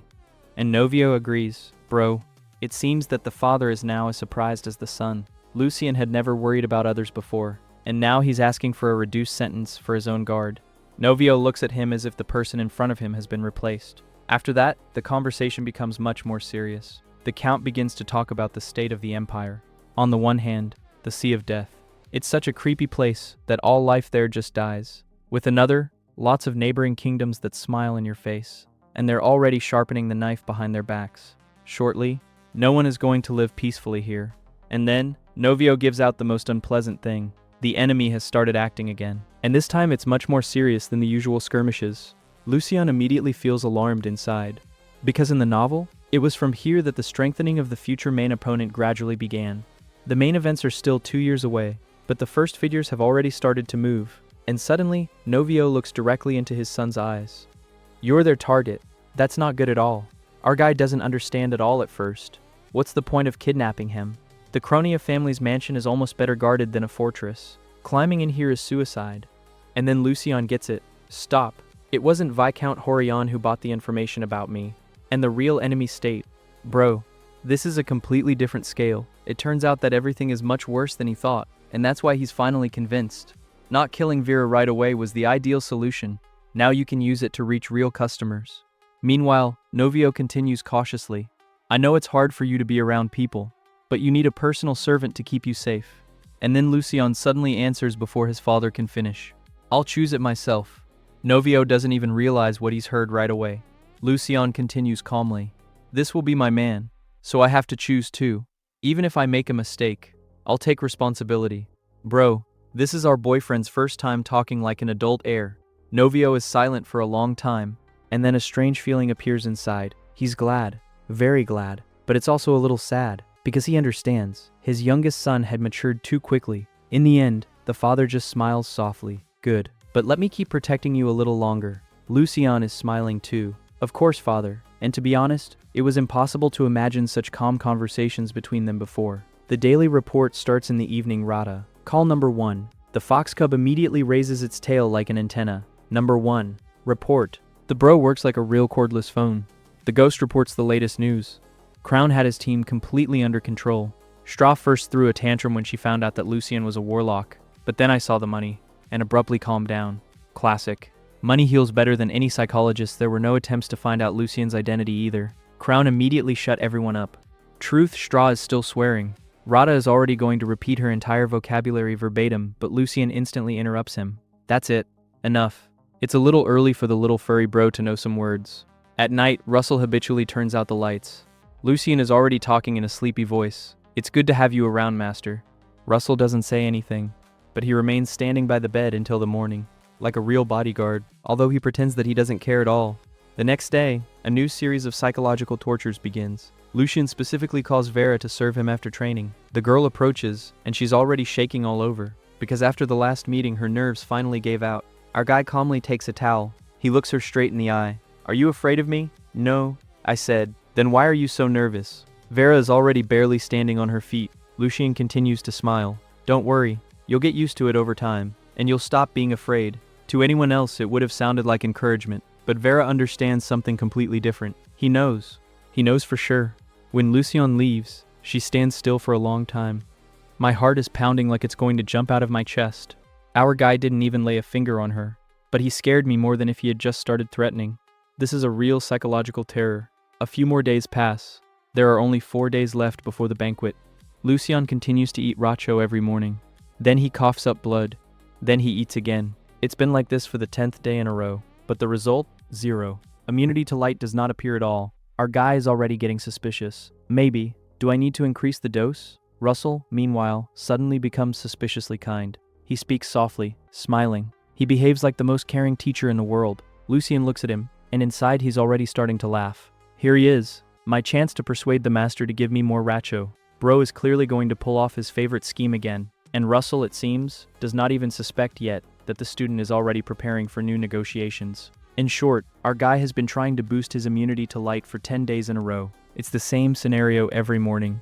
I ate racho, coughed up blood, I went to train. The result? Absolute 0. Lucien is already beginning to plot an insidious plan. What if we just increase the dose? He looks at Russell cautiously. The teacher has been acting suspiciously mild these days. He talks calmly, smiles, and has almost become a kind grandfather. Our guy is already like that in his mind. I'll talk him into it now. But Russell instantly reads that look. Lucien, don't even start. Bro literally reads minds. Stop thinking about the obvious stupidity. Lucien makes the most innocent face possible. You're very quick-witted.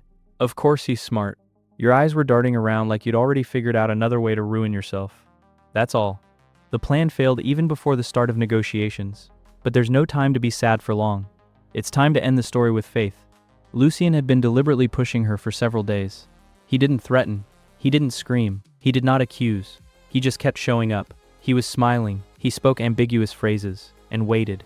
Because I understood one simple thing. Without proof, Novio will never punish a person, even if the suspicions are very serious. And yesterday, finally, what he had been waiting for happened.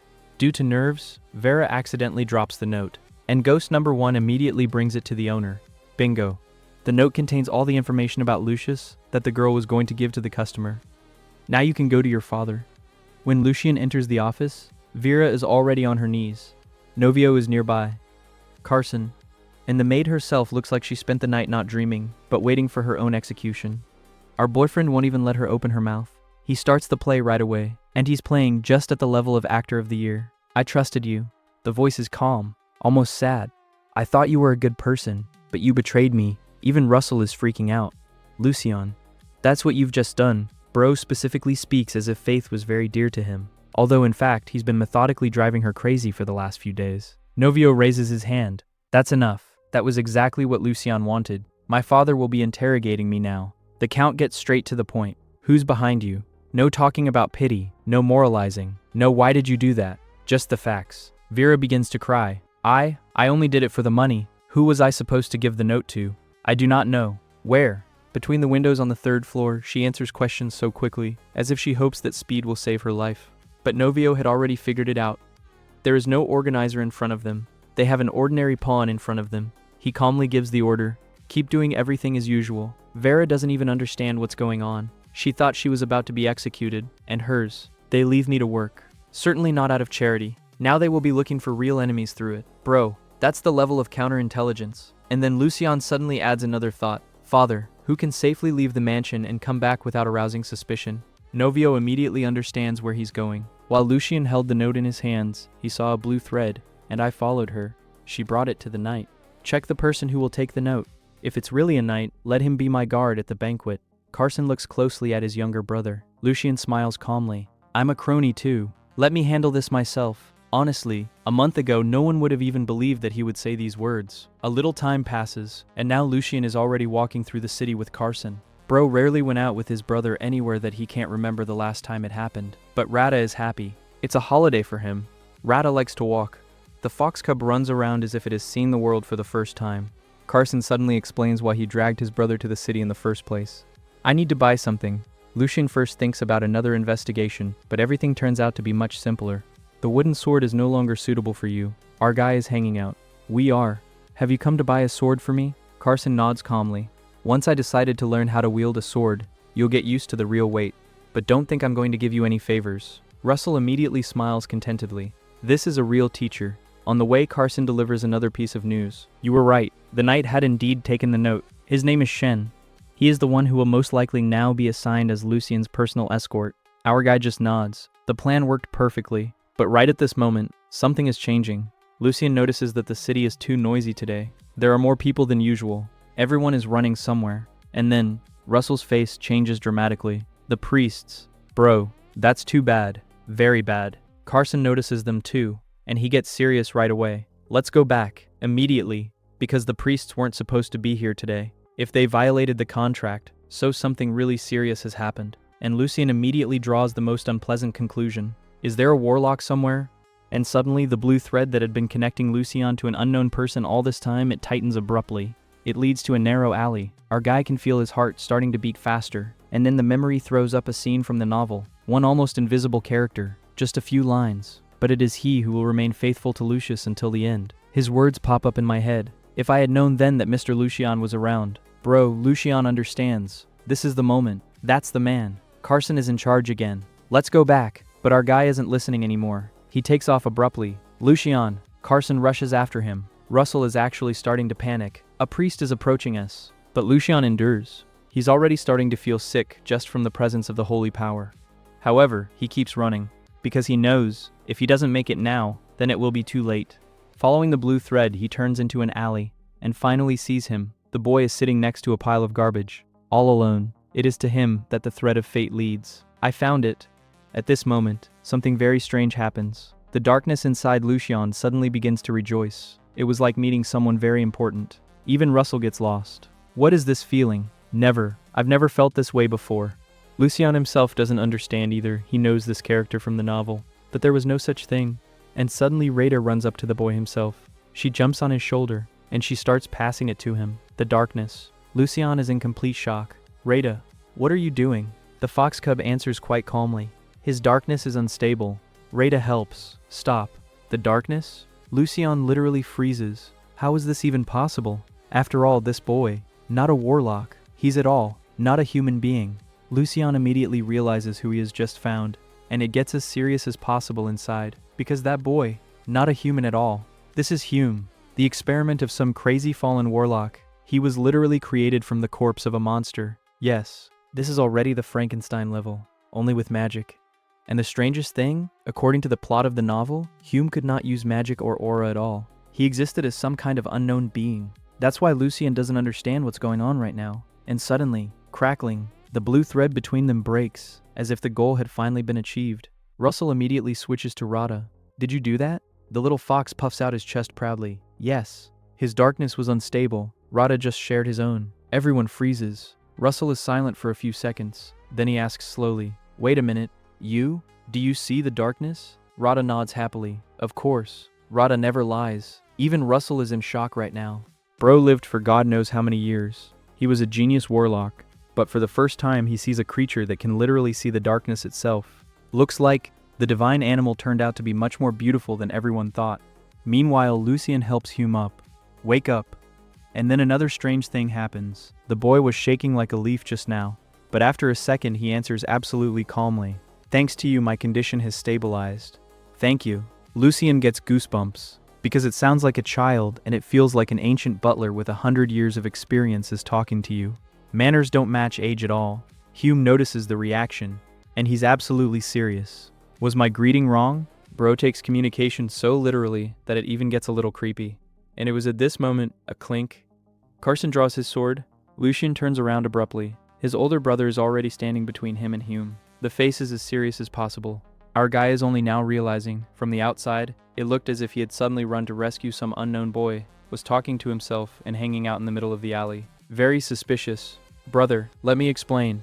But Carson isn't even listening. Back up, because the real problem is already very close. Russell raises his voice. Lucien, look at your hands. Our guy looks down, and he understands. It's not Hume who's shaking. He himself is trembling. The sacred energy began to work again.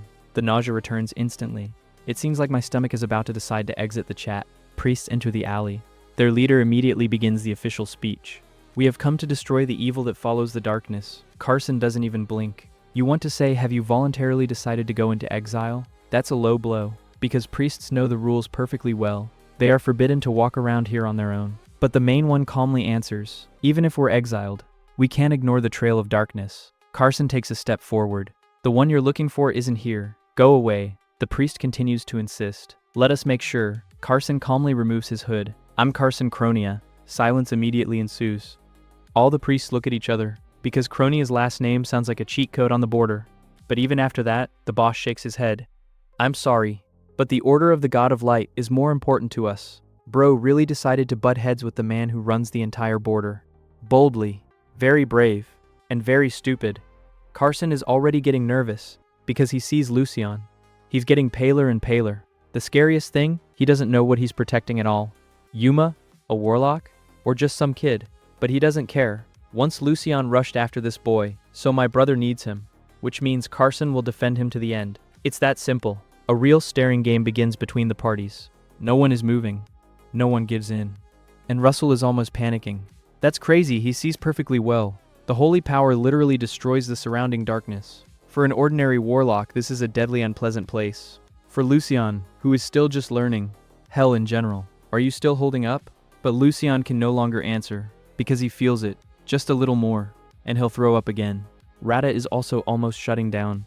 Rada doesn't have the strength anymore. The fox cub is hanging powerlessly on Yuma's shoulder. But here comes a new mystery. Hume, he doesn't react at all. It's like the holy energy doesn't touch him. Russell breaks down completely. Who the hell is he? After a few seconds, the head priest finally makes a decision.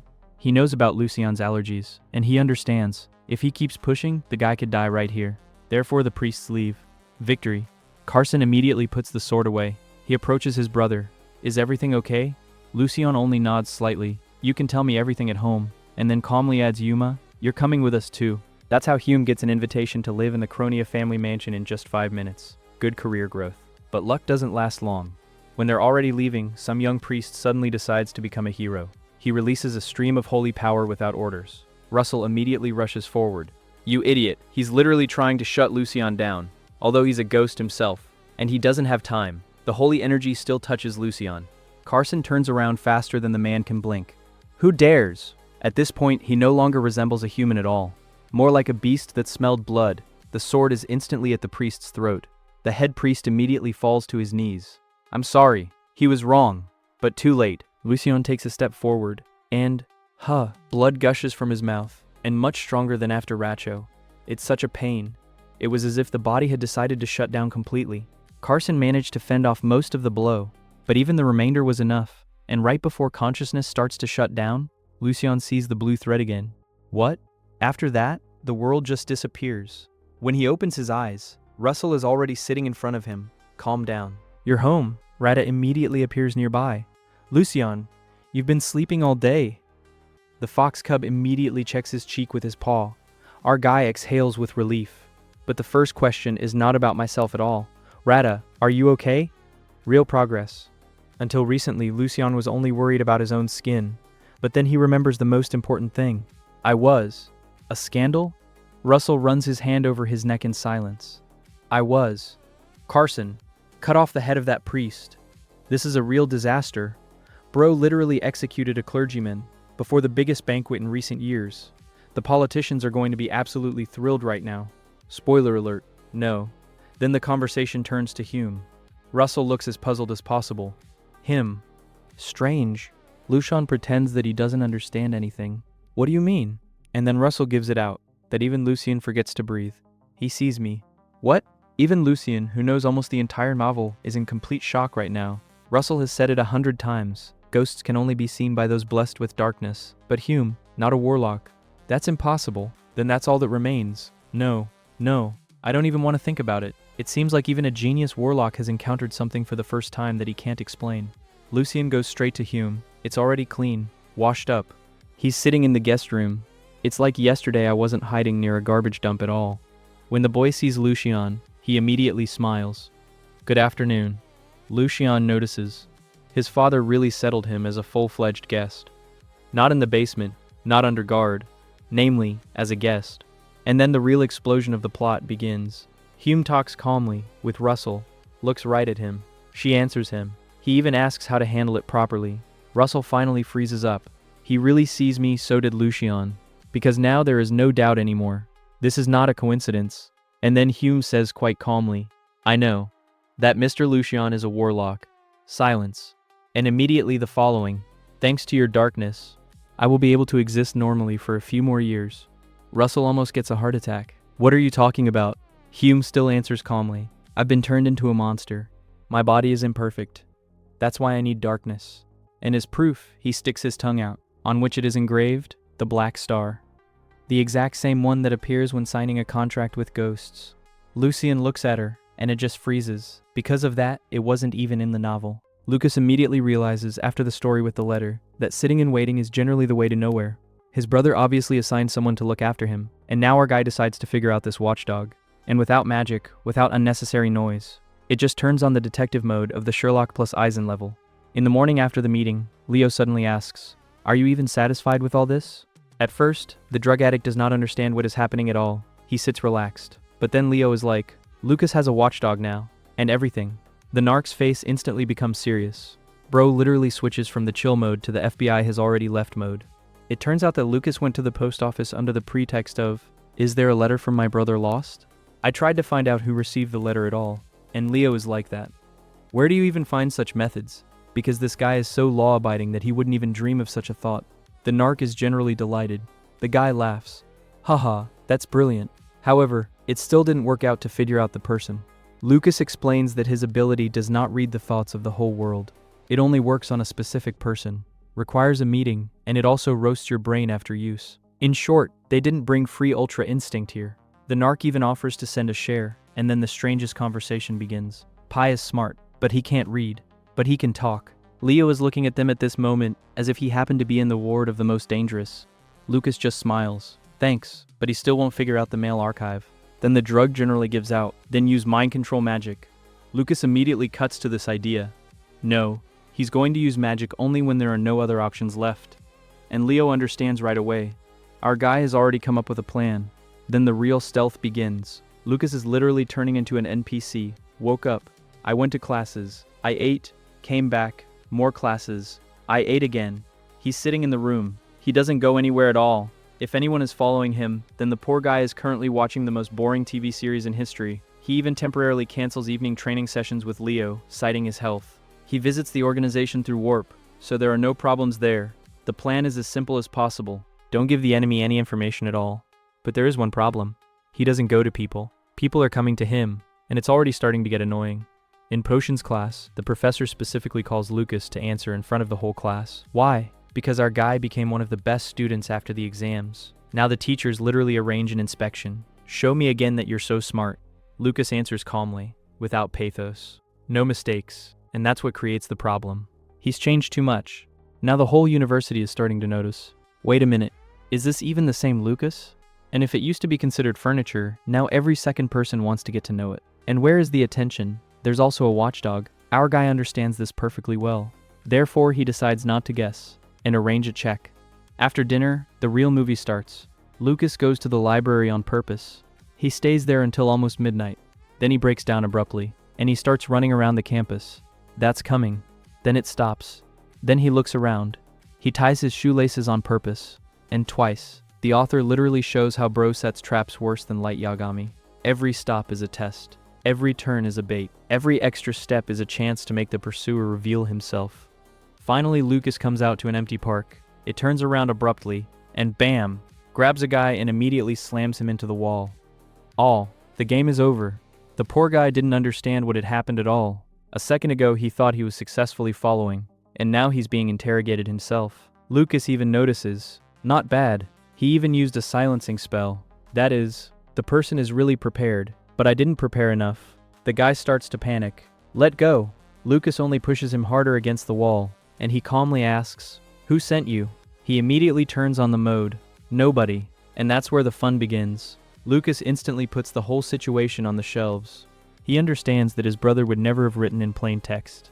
Keep an eye on Lucas. It's too suspicious. Most likely, the letter looked as harmless as possible. Something like, I'm worried about my younger brother. If you can, let me know how he's doing sometimes. And so some particularly enterprising genius decided, yeah, so you have to literally spy. Bro gave himself a secret mission of the Mission Impossible level. Lucas even sighs inwardly. My brother chose the wrong person this time. Then he makes the last move. He looks this guy straight in the eye and says calmly, the professor ordered you to keep an eye on me, didn't he? One of the teachers of the second building. Am I right? And at that moment, the poor guy's face turns chalk white. The guy didn't even say anything, but his reaction had already blown the game. Our detective literally caught him in one sentence. In fact, Lucas didn't even have to use magic. He just forced the opponent to give himself away on his own. This is no longer just an investigation.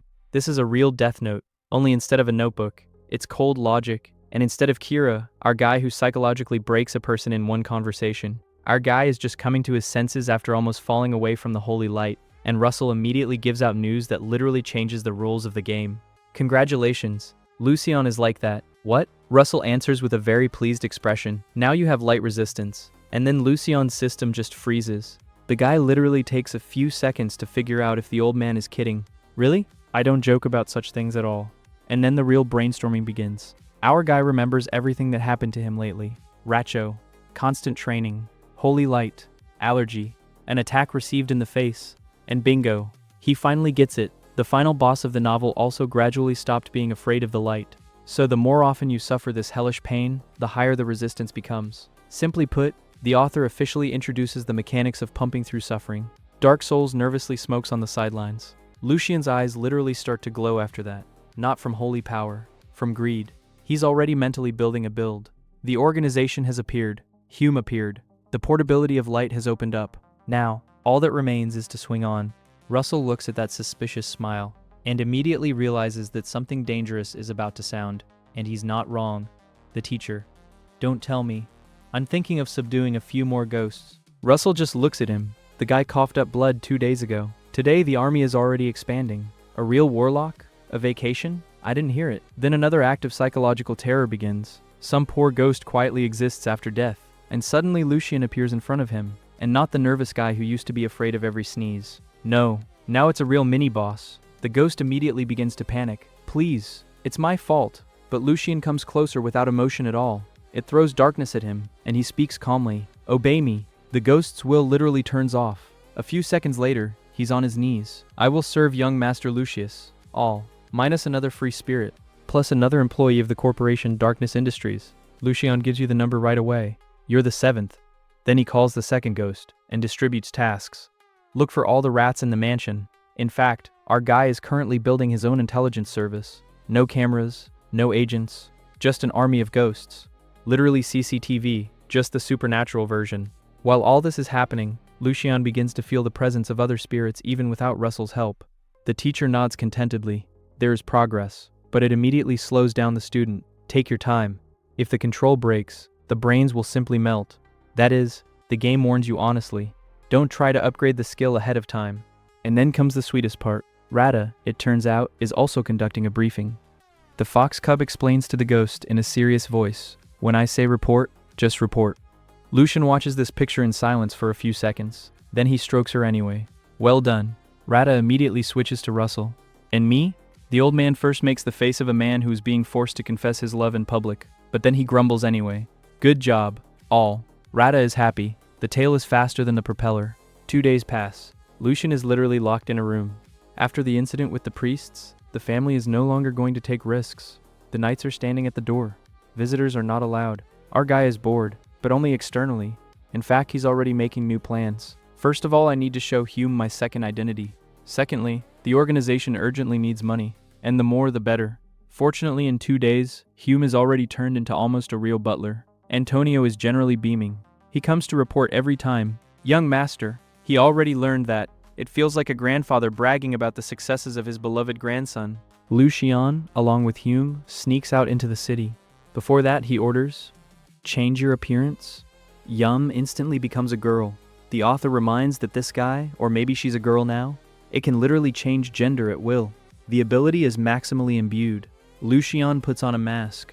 Remember that? Yes. When I'm wearing this mask, my name is Hamel. Hume answers quite seriously. I envy you. You have 2 names. Rada also turns on instantly. Rada has only one thing, Lucian just freezes. It seems like it's useless to argue with these two anymore. They come to the organization. Straw opens the door and immediately falls into a stupor. How did you even find this place? Lucian answers as cryptically as possible. I heard it. After such an answer, it looks like he wants to change his place of residence right now. Then he notices Yuma, or rather, the girl. She introduces herself politely. My name is Rental. Straw responds automatically, and only then does he realize what's going on. Crown is sitting in the room. He gets completely lost too. Lucian gets straight to the point. No talking. The organization needs money. A lot of money. And people. A lot of people. But if the Earl's son suddenly starts pouring gold right and left, there will be questions. Therefore, the money will flow through the organization. Aristocrats should think that success belongs to completely different people. After that, Lucian starts dictating to Crown a whole list of future profitable investments. In fact, our guy uses knowledge from the future as insider information. The stock market of this world is just crying right now. He gives Crown 25,000 cases, then another 10,000. Crown doesn't understand what's going on anymore. What is this money for? Lucian calmly replies. When the problems start soon, Crown immediately tenses up. What kind of problems? You'll find out soon enough. And then our guy suddenly finishes him off with the last sentence. I know that it was you along with Stroa and Helen who robbed Lution's magic bank. There is such silence in the room that you can cut it with a knife. Crown just turns white because no one should know this information at all. And Lucian calmly looks into his eyes and asks the next question. Now tell me, who exactly ordered you to do this? And everything. Bro turns on the mode of the person who knows the plot better than the author himself. Lucian finally catches his future butler, and then the moment of the level begins. The author decided to give the hero a cheat code. Our guy looks at this little guy, and immediately remembers the novel. In front of him is not an ordinary child, but a Hume, a creature that some crazy warlock once literally molded from the corpse of a monster. That is, a person is technically not a person at all. A real biological bug of the system. Lucian is like this. So, it seems like he couldn't use magic or aura in the book, and then grunt. The blue thread that brought Lucian here is just snapping. Russell immediately starts to panic. What was that just now? And the culprit of all that is happening? Right, Rata. This fluffy bundle of happiness stands contentedly, as if he had just fixed the TV with a punch. It turns out that he just breathed a little darkness into Hume, because the darkness inside him was so unstable that it was literally going to cause an internal apocalypse. Russell is hanging out. Wait, you! Do you see the darkness? Rada nods proudly. Yeah. At this moment, even the ancient archmage feels like a man who has just learned that a cat can solve integrals. Lucian also drops out slightly. Bro, it turns out I have a pet with an exclusive DLC. He helps Hume up, and then the next stage of surprise begins. Yum bows so formally, as if he just graduated from butler school. Thanks to you, my condition has stabilized. Thank you. Lucian gets goosebumps, because it's like a child in front of him, and he talks like he's 300 years old. It is at this moment, shh, the sound of a sword is heard behind. Carson had already drawn his blade, and his face looks like he's about to personally send any suspicious type into the next life. Lucian is just going to explain the situation, but Russell screams sharply, Yes, look at your hands already. And then Lucian gets it. It's not Hume who's shaking, he's shaking himself. Because the priests are already here, and for a warlock it's like being in the middle of a solarium for a vampire. A young priest steps forward, declares as calmly as possible, We have come to destroy evil. Carson doesn't even blink. Do you want me to deport you right now? This is a real big brother. Turns on the mode without talking. Touching my youngest is forbidden by the law of nature. The priest tries to explain that he feels a trace of darkness. Carson answers as briefly as possible. There's nothing here. Go away. But they continue to resist. Then Carson takes off his hood. I'm Carson Cronia. And then the priests abruptly remember that they are not talking to some random swordsman. In front of them is the son of a family that literally holds the entire border. The air is getting heavier, but the problem is different. Lucius is getting worse. For him, the very presence of priests is already a debuff. His darkness literally evaporates before our eyes. Russell starts to get nervous because it can resist the light, but Lucian is not. Rada was already exhausted after Yuma's help, and then another bug occurs. Hume stands quietly, no reaction at all. Russell is in complete shock. What the hell? He had just received a portion of darkness from Rata. By all the laws of the world, he should be sick too, but no. This guy stands so calmly, as if he's just walking around. In the end, the priests decide to retreat, not out of kindness, because if Lucian dies right now, Cronia will give them a diplomatic banquet that will go down in the history books. Carson immediately picks up his younger brother, and suddenly he says to Yuma, You're coming with us too. That's how fast Hume gets through the interview. But this is not enough for the author. One young priest decides to take the initiative. He releases a stream of holy power without permission. Russell immediately covers Lucien with himself. Carson is literally exploding. Knocks down an attack with one movement. A second later, he has a sword at the priest's throat. Who allowed you to use the force? The aura is such that the poor guy literally starts to tremble. But even this is enough. Lucien coughs. And KHA. Blood. Our guy doesn't understand what happened. The pain is as if his body has decided to officially go on strike. The blue thread appears in front of my eyes again. And darkness. Lucien wakes up in his room. The first thing he does, of course, he's asking about Rata. The priorities are set correctly. Rata immediately jumps on the bed. I'm fine. But then the news is much more fun. Lucien asks cautiously, was there a scandal? Russell answers calmly, yes. Carson cut off that priest's head. That's what it's called. The older brother got a little angry. Lucien mentally understands that the banquet promises to become even more interesting. But there is no time to rest. Now we need to deal with Hume. It turns out Hume sees Russell. Yes, the ghost. Russell is in complete denial. That's impossible. Then he looks again. No, he really sees me. And for the first time in a long time, the ancient warlock officially ceases to understand what is happening. Hume gives out as calmly as possible. Mr. Lucien is a warlock. Thanks for being discreet. Then he reveals his entire biography. He was once turned into a monster. The body is unstable. Without darkness, it literally starts to go crazy. And that's why Lucien's help saved his life. Russell is furious, because such experiments were considered long gone. But then the level of absurdity begins altogether. Hume sticks out his tongue. A black star appears on it. That's the mark of submission. Lucien drops out. Russell falls out. The reader also drops out. And Yum smiles as if he doesn't understand why everyone is surprised at all. To repay the rescue, I have decided to become Mr. Lucien's servant. Like that. Without negotiations. No probation period, without a salary. He hired himself. Lucien just sighs heavily. Actually, that's exactly what he was going to do. But I did not expect that the candidate would be interviewed even before the vacancy opened. He immediately begins to educate a beginner. Never reveal yourself to people again. Good.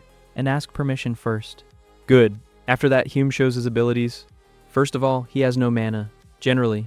Secondly, he can change his appearance. With one movement, she turns into a girl. Lucien and Russell receive a critical brain blow at the same time. Rata is just rolling with laughter. But the main surprise lies ahead. Hume says, I'm still very strong. Lucien is like that. Prove it. And bang. Hume just steps on the floor. The floor explodes instantly. Hume himself falls almost knee-deep. Russell is in shock. Rata jumps up, and Lucien's smiling because he understands. Jackpot. Truthful. He's silent. He can change his face. It has the power of the I'll break the wall by accident level. Such a companion is ideal for a double life. All that remains is to get the Novio's permission. Lucien goes to his father, and he calmly asks for only two things. First, let him attend the banquet. Secondly, to officially appoint Hume as his butler and escort. Novio first reminds that it was because of this boy that all the chaos began. But Lucien gives out a phrase that hits right on target.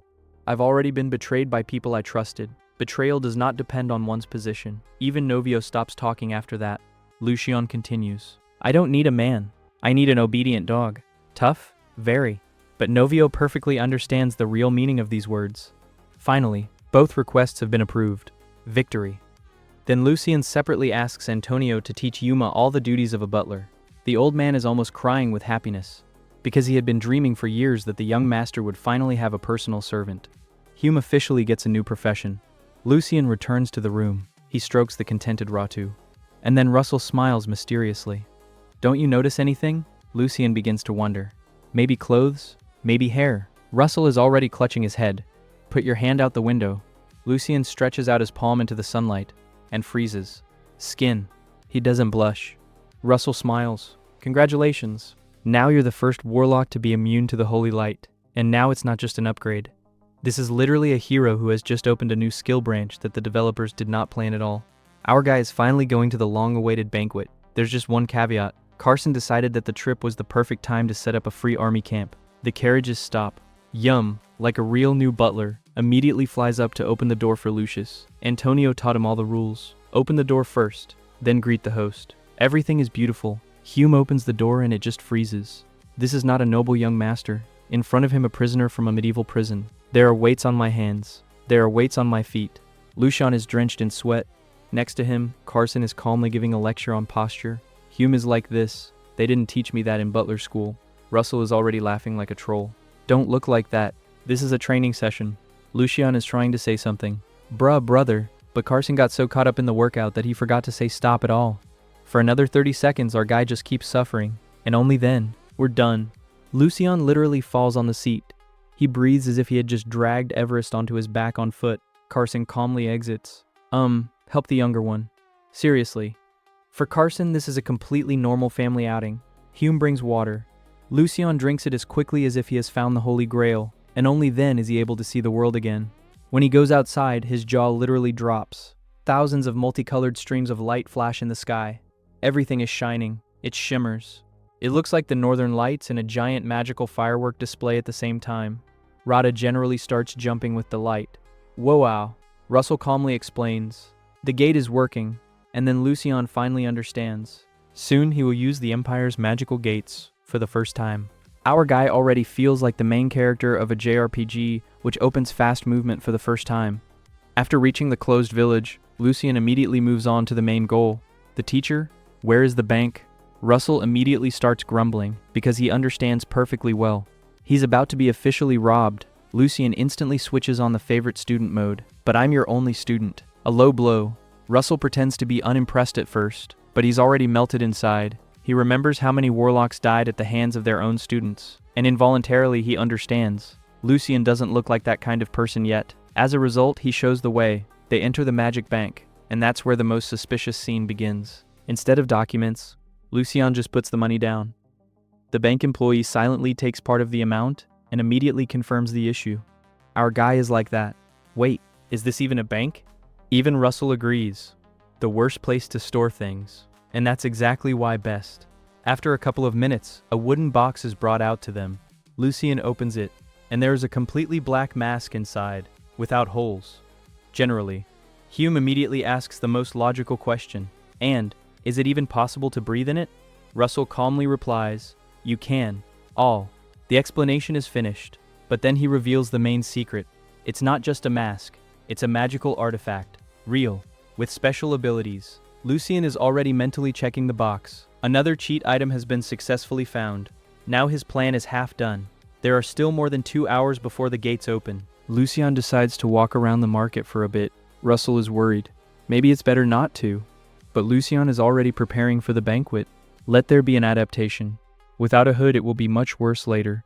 And now they are walking quietly. While Lucien doesn't freeze abruptly, it appears before my eyes. The red thread. Not blue. It's red. A man is walking in the crowd. The face is not visible. Just my back. But for some reason, a very unpleasant feeling appears in my chest. It feels like the body is talking by itself. I don't like this guy at all. Hume calls the owner. Lucien comes to his senses. The first thought. The priest? He immediately looks at Russell, but he doesn't react at all. Means, no.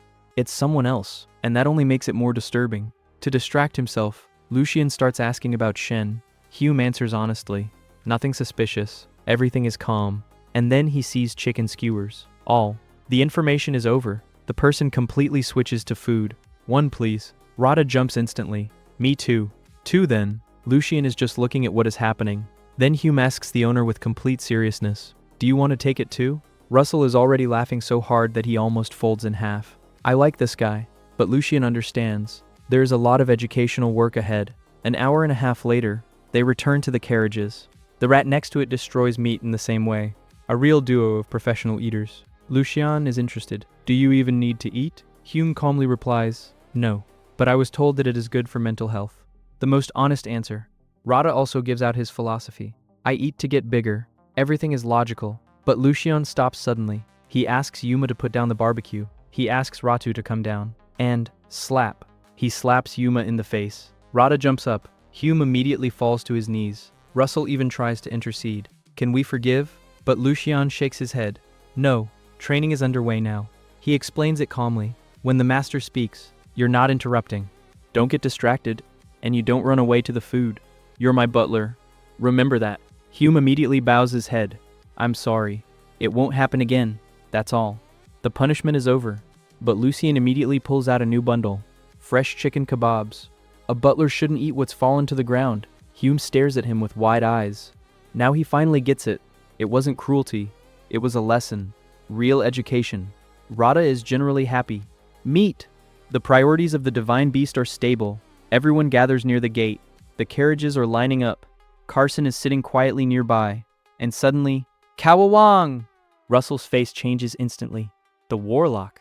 Lucian freezes too, because it's in front of him, a real live warlock. Not a memory, not a story, not a book.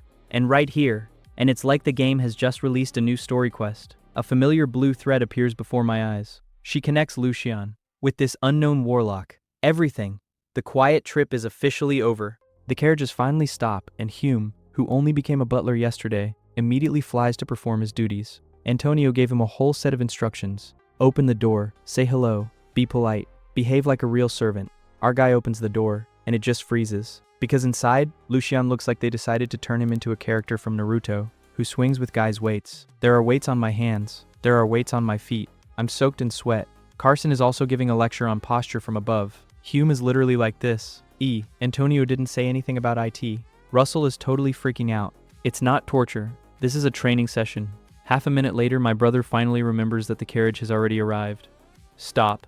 Lucian then literally folds down on the seat. The guy looks like he just went through Dark Souls without rolling over. Carson goes outside completely calmly. Help the younger one.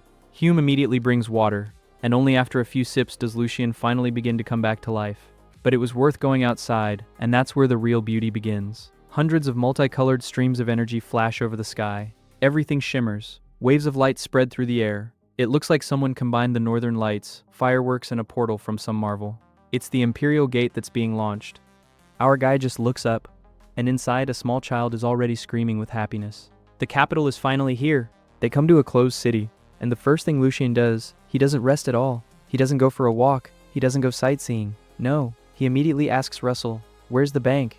SSS level priorities. Russell immediately understands which bank we are talking about. So you decided to officially rob me? Because that's where my grandfather once hid his legendary mask. Lucian instantly switches on the favorite student mode. But I'm your only student. Russell breaks down almost immediately. Bro just used the sun card. On the way, Russell suddenly freezes. And for the first time in a long time, he begins to look at Lucian seriously. He remembers all his past students. All those who eventually betrayed their teachers. And he thinks, I really hope so, that at least this kid would be different. The moment is unexpectedly even touching. However, Lucian doesn't understand what's going on at all. They enter the bank, and then Lucian quickly understands the local order. Unlike the previous bank, official papers work here. Not as good as a small wad of money. The employee instantly becomes as friendly as possible. Of course, sir. I'll get everything now. Corruption works the same way in all worlds. Stability. A few minutes later, a wooden box appears. Rada is already bouncing. Open it. Open up. Lucian opens the lid, and there's a black mask inside. Completely covers the face, without a single superfluous decoration. Strict.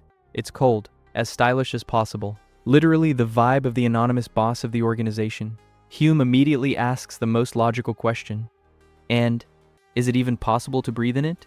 Russell answers wearily, you can. Lucian doesn't worry at all. Grabs the mask.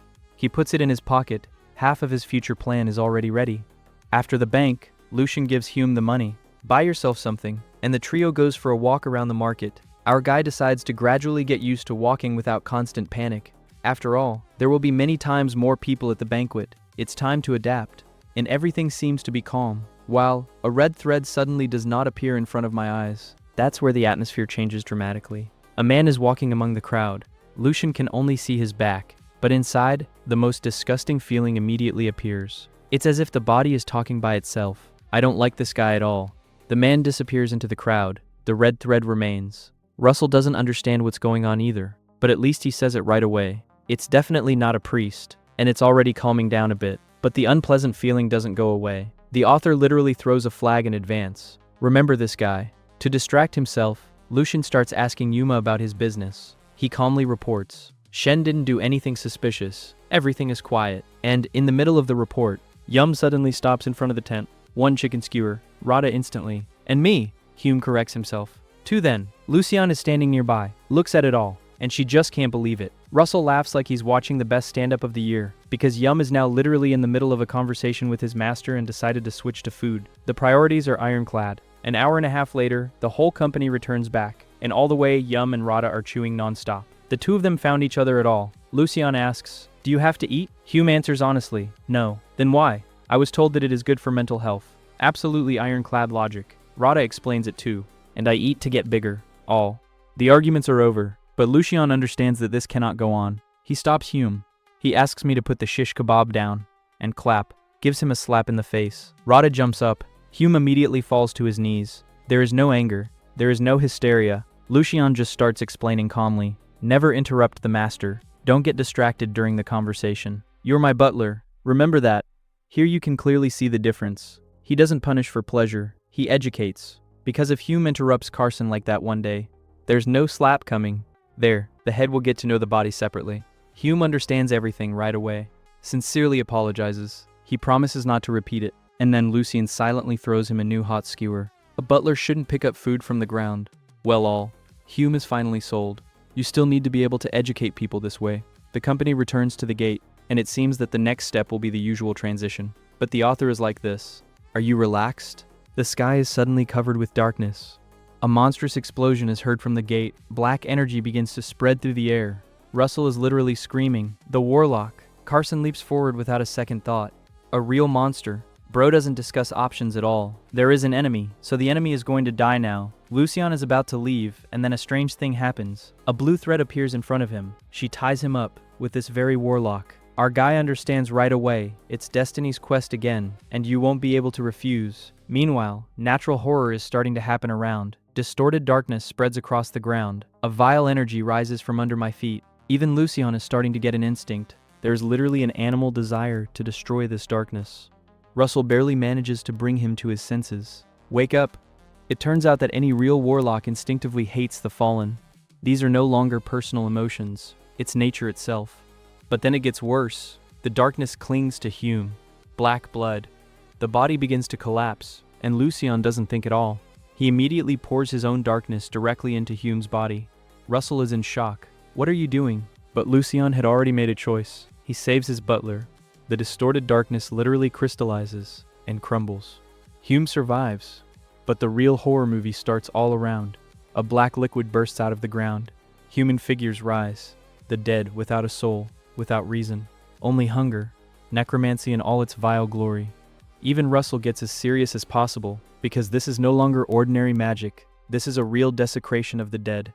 And right when the situation becomes absolutely critical, the fallen warlock himself appears in front of Lucian. My hand is already pulling. It seems like something is about to happen. Bang! Carson just shoots him through with a sword. Without pathos, no long speeches. Come. Stabbed him. He went on. The real big brother of the category. If you threaten the younger one, your subscription to life is over. Everyone already thinks that the fight is over, but the warlock suddenly rises again. Lucian immediately screams, "Brother!" And at this moment, the light flashes, so powerful that the fallen one finally crumbles. The blue thread finally breaks, and Lucian gets a rollback of his light allergy. When he comes to his senses, the man from the market is standing in front of him. That's the one, with a red thread. He starts apologizing. He explains that he used some kind of light power, but he's not a priest. Generally, Carson immediately tenses up, because he knows this guy, and he's obviously not particularly happy about it. The man introduces himself, "Hain't Trya," and that's where Lucian's brain literally freezes. Because it's standing in front of him, the main character of the novel. Yes, that's the one. The man the whole story was supposed to revolve around. And the author ends the chapter at this point. Classic. The appearance of the main character of the level, to be continued. The carriages finally arrive at the gate, and Hume literally flies out first. Malloy already takes the position of butler so seriously that he immediately goes to open the door to the owner. He's rehearsing in his head in advance. I'm going to open the door. I'll say hello. I'll say something polite. Opens it, and it freezes. Because it's not a trip inside, but a free special forces training course. Our Lucian is sitting all wet with sweat. His arms and legs are hung with some heavy weights. His face looks like life has decided to personally spar with him. And next to Carson, he continues his training absolutely calmly. Hume is like this. I think so. Antonio forgot to tell me this. Russell actually laughs. Don't look like that. This is a regular workout. Usual, yes. By Carson standards, it's probably ordinary. Lucian is almost on his way to meet his ancestors, but his brother hasn't even said stop yet. The guy is wheezing with the last of his strength. Brother. It's only after about 30 seconds that Carson finally lets me finish. Lucian just falls back on the seat. Literally mode, HP 100. Carson calmly goes outside and throws Yuma. Help the younger one. Hume nods instantly. It's already visible here. The butler has turned on full power. He immediately brings water. Lucian drinks almost in one gulp and only then begins to function again. Russell smiles contentedly. See, you have a good brother. Lucian is like this in his mind. Very good. A little more and he would have upgraded me to a ghost state. But then our guy gets out of the carriage and immediately forgets about everything. And it really looks like someone decided to combine the northern lights, fireworks, and magic from some kind of faith. The sky shimmers with dozens of colors. The light waves spread out in all directions. Even Rada forgets that meat exists. Oh, Russell calmly explains. The gate is working. And that's when Lucian starts to smile, because very soon he will get to the capital. That is, a new stage of history begins. Our guy is already making plans in his head. After the transition, the company finds itself in a closed city, and Lucian gets straight to the point. The teacher. Where's the bank? Russell instantly understands what I'm talking about, and he starts grumbling. Yeah, so as soon as the mask was needed, the teacher immediately appeared. Classic student-mentor relationship. When you need help.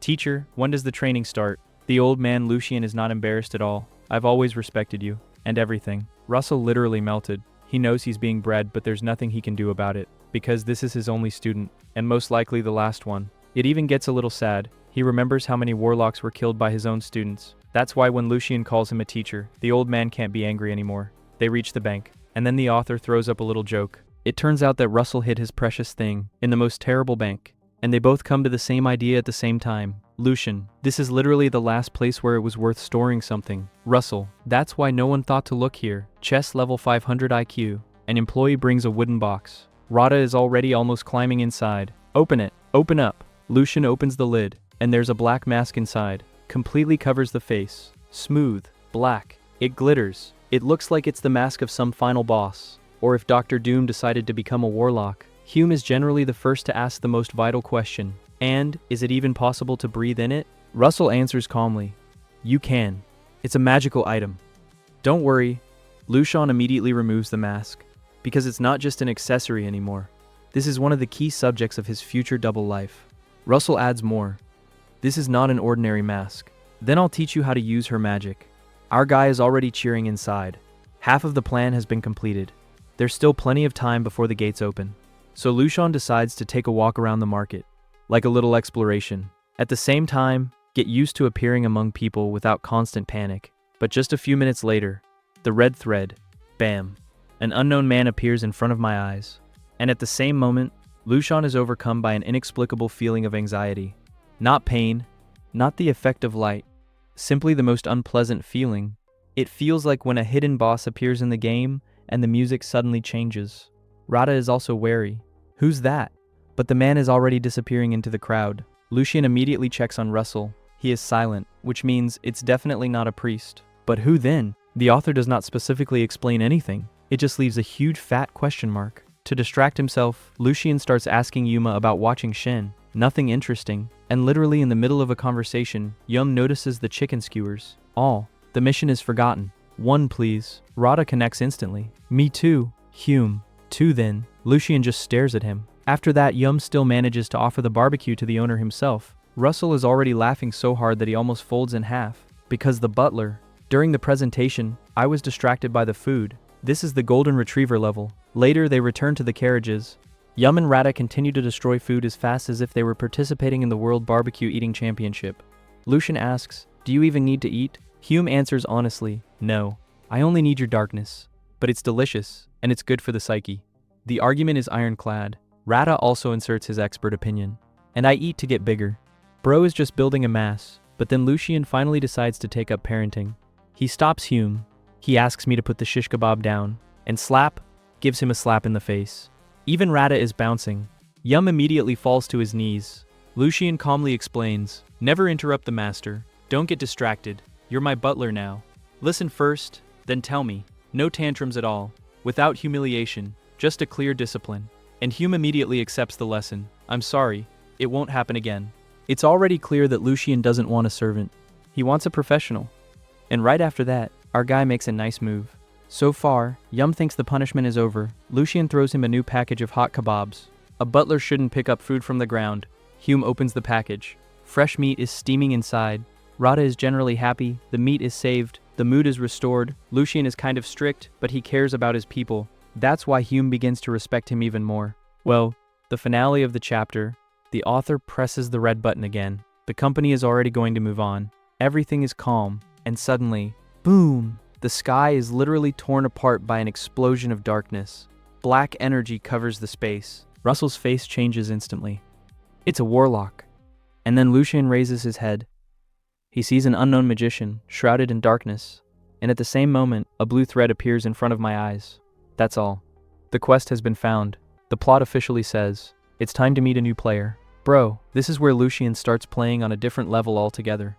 While the others are thinking about the banquet and desserts, our guy is already building multi-passageways, getting a legendary artifact, putting Yuma in his place, and at the same time sending the killers back to the creator. In short, the chapter is intense. Lucian comes to a meeting with Tella, and the girl immediately gives out priorities. Can we order something delicious first? Our guy only now realizes that they're actually sitting in a candy store. Well, that makes sense. You can't discuss serious business without a ton of sweets. Tella instantly perks up. Lucian even chuckles. It feels like you're more interested in desserts than me. And then Rata comes out of hiding, and he does it as timely as possible. Tella immediately beeps. What a cute black fox. Rata immediately catches the wave. Of course, honey. Rata is good for both meat and desserts. Bro generally lives for two things: to eat and get compliments. Yum is already going to take Rata downstairs so as not to interfere with the conversation, but Lucian stops him. Let him stay. After that, Tella opens the menu, and the real disaster for the kitchen begins. She lists so many desserts that the waitress probably mentally calls for backup. Lucian and Russell exchange glances. They both think the same thing. Is this even a person, or a final level sweet tooth? After a sweet artillery preparation, Lucian gets down to business. He asks about the metal box that was stolen during the attack on the bank. Tella immediately tenses up. He thinks the bank has messed up again. But no, our guy just wants to see the list of contents. And Tella suddenly pulls out the documents. And right with myself, Lucian is like this inside. What a service. Russell is already rubbing his hands, because now his photographic memory will come in handy. Lucian begins to examine the list of items, and he's thinking at the same time, that unknown slave trader was clearly not looking for money. He needed a specific item. And if you consider Russell's earrings, then the conclusion is unpleasant. Someone is hunting for things related to warlocks, and if they fall into the hands of the temple, very big problems will start. But suddenly Lucian's gaze catches on another object, a bracelet, the Tears of Larvis. And that's where our guy really blows his mind, because in the novel the main character gets this artifact later. So loot from the future is now safely in a safe deposit box. It's literally like accidentally finding a legendary sword before the main storyline begins. Russell generally speaks calmly. Nice bracelet. Well, yeah. It's just an object that enhances light resistance. It's nothing. Lucian notices a cross next to the owner. He asks what it means. Tella explains. If the owner has died, after several notifications, the item becomes the property of the bank. And then she suddenly says, if you want to, I'll give you this bracelet. Lucian remains as modest as possible on the outside. It's too much. And inside? Jackpot. Because this bracelet is literally another protection against priests. Our guy picks up his fancy items before anyone else again. After the conversation, the dessert tasting begins. Then unexpectedly, Tella gives Lucius perfume. Their name is as romantic as possible. I'm looking at you. A heart-shaped bottle. Russell sniffs first, and immediately takes a step back. Not mine. Rata comes from the other side. It smells delicious, and in general, he claims that Lucian now smells like ice cream. Lucian understands that this fragrance will come in handy, because the person Shen is looking for will surely show up at the banquet. Which means, you need to know in advance exactly what it smells like. Another training session. When Tella leaves, Russell reports interesting news. Lucian is already being watched. 4 people, and these are not random bandits. These are the assassins of Viscount Gorion. Our guy is not surprised at all. He immediately understands who is behind this. The Viscount's eldest son. I decided to remove Lucian before the banquet. Pretty boy. The plan is almost good. Only the goal turned out to be completely wrong. Lucian deliberately takes everyone away from the city to make the enemies feel confident. And when the place gets empty enough, he speaks calmly. Humph. Yes, young master? Can you kill? Hume responds without emotion at all. Yes. After that, Lucian says the coldest possible phrase. Then they'll die today. This is where our guy doesn't hesitate at all. No loud speeches. Without pathos. Just a short order. Kill them. Hume disappears. One can only imagine how the killers felt. They thought they were going to eliminate a sick nobleman. And in the end, we met a monster that can break through the floor with one blow. It's literally a level. You entered the wrong dungeon. Later, Lucian returns to the villa, and Carson is waiting for him right at the door, and the older brother immediately feels something is wrong. Do you need my help? Russell immediately chuckles. In front of Carson, your tricks don't work at all, and it's true. Carson doesn't ask unnecessary questions. He just understands. Something happened. But Lucian answers calmly. I'm still a crony. So, don't worry, I can handle it. Carson silently accepts the answer. That's why you respect him. A minimum of words, maximum trust. When my brother leaves, Russell asks cautiously, "You're going to kill the Viscount's eldest son, aren't you?" Lucien smiles, and he answers in a way that makes me feel a little uneasy. "No, I won't kill him. He will choose death himself." Bro, this is psychological terror. It feels like our guy has already planned someone else's fate in advance. And finally, the day of the banquet arrives. But first, a real final boss for any noble. Preparation. The maids put on jewelry. They comb their hair as if they were scalping. They change their clothes. They put shoes on. Decorate. They polish it. Lucien just stands there like a mannequin and mentally dreams of surviving. When it's all over, he finally climbs into the carriage and lets out a sigh of relief. On the way, you can see that the whole city is already lining the streets. Everyone wants to see the divine beast. The carriages of the aristocrats calmly pass forward. Russell just chuckles. That's what it means to be the highest nobility. After a long drive, the carriage finally stops. Lucien goes outside and he understands all. The quiet life is over. The banquet begins, and knowing this author, right now the plot will decide to create real chaos again.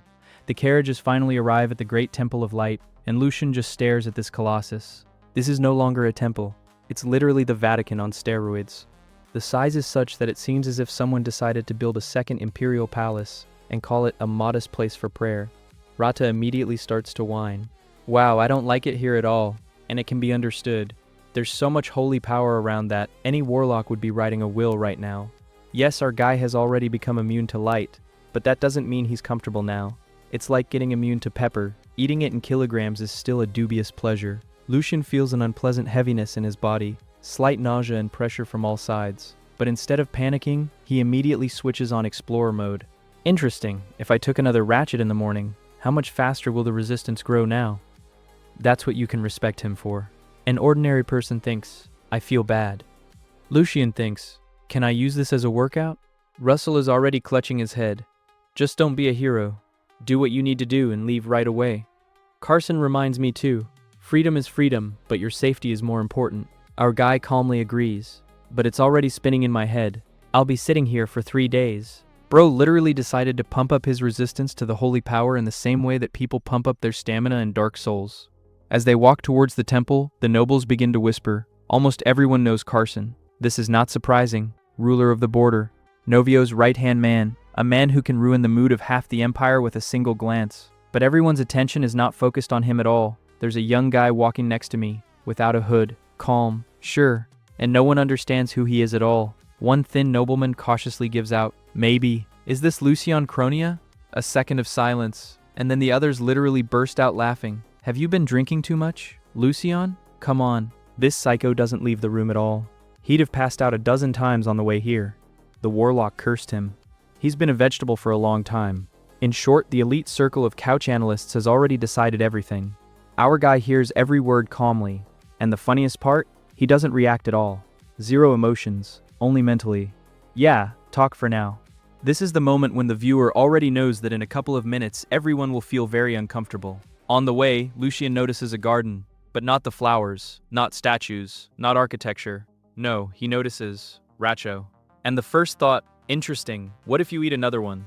Russell, as if reading the student's mind, don't even think about it. Bro is so dependent on his resistance mushrooms that he is already starting to look at flower beds like a child at sweets. Hank greets them inside, the main character of his own story, and immediately begins to worry. Lucien, are you sure you're okay? Carson didn't drag you here by force? Carson is ready to start rolling his eyes, and Lucien calmly answers, no, I decided to come myself. Hank doesn't understand at all, but it's dangerous. And then our guy gives out a phrase, after which even the air becomes heavier. If I continue to stay at home, people will tear me apart with their rumors. Why should I put up with this all? Hank gets emotional crit. He hadn't expected to hear such a thing from that very Lucien at all. There's literally a database update going on in his head right now. Wait, is this really the guy? But the most interesting part starts next. Lucien notices the red thread. It connects him specifically with Hank. And then our genius has an idea. What if the red thread doesn't depend on fate, and from a relationship? If they are enemies in the original, so we need to become friends. It's brilliant. Bro literally decided to break the plot system with diplomacy. He speaks calmly. You can. Am I going to call you Brother Hank? Tink. The red thread immediately tightens. There is a reaction. Our guy inside is already celebrating the victory. It's working. The Hank had completely melted away. Of course. I've always wanted a younger brother. All. The main character got a little brother for free. Lucian got his theory confirmed. Everyone is happy, except for Fate. She's nervously smoking on the sidelines right now. Carson is watching this, and he starts to suspect something. And not that at all. He looks at Lucian seriously and says, "You have a good eye for people. Hank's not a bad guy. I'll talk to my dad later." Lucian stands with the face of a man who has been given a quest without a description. About what? Are you even going to talk? It seems that Carson is already mentally preparing the friendship wedding of the century, and finally they come to the hall itself. Here the holy power becomes several times heavier. Rada immediately quiets down. Russell starts to panic. He literally sees the darkness inside Lucian evaporating faster than usual. Carson asks again, "Can we leave?" But Lucian is worth it. He's breathing. He's waiting. 15 minutes. He tolerates it on purpose, because he wants Racho to adapt his body faster. It's already reminiscent of Saitama's workout, only instead of 100 push-ups, 100% holy radiation. Russell is almost giving up. "You're so stubborn." Our guy just smiles. This is a one-time chance. In front of the entrance, Carson shows the Cronia coat of arms. The priests immediately open the doors, and they announce loudly to the whole hall, "Lord Carson of Cronia, young Lord Lucian Cronia." Boom. The whole room immediately falls silent. All heads turn at the same time. Look at Carson first, then on Lucian, and that's where the collective blue screen happens. Wait, this is Lucian? The recluse? The crazy one? The guy who supposedly doesn't even leave the room? In front of them stands a calm, collected young nobleman with perfect posture. No hysteria, no trembling, no madness. Russell can barely contain his laughter. Look at their faces. And honestly, this is one of the most enjoyable moments of the chapter. All those aristocrats who were telling each other stories about Lucian a minute ago are now standing with their mouths open. Bro literally appears at the banquet and by his very existence arranges the mass destruction of rumors. It's not even an option. This is the full-fledged debut of the main character of the new version of the story.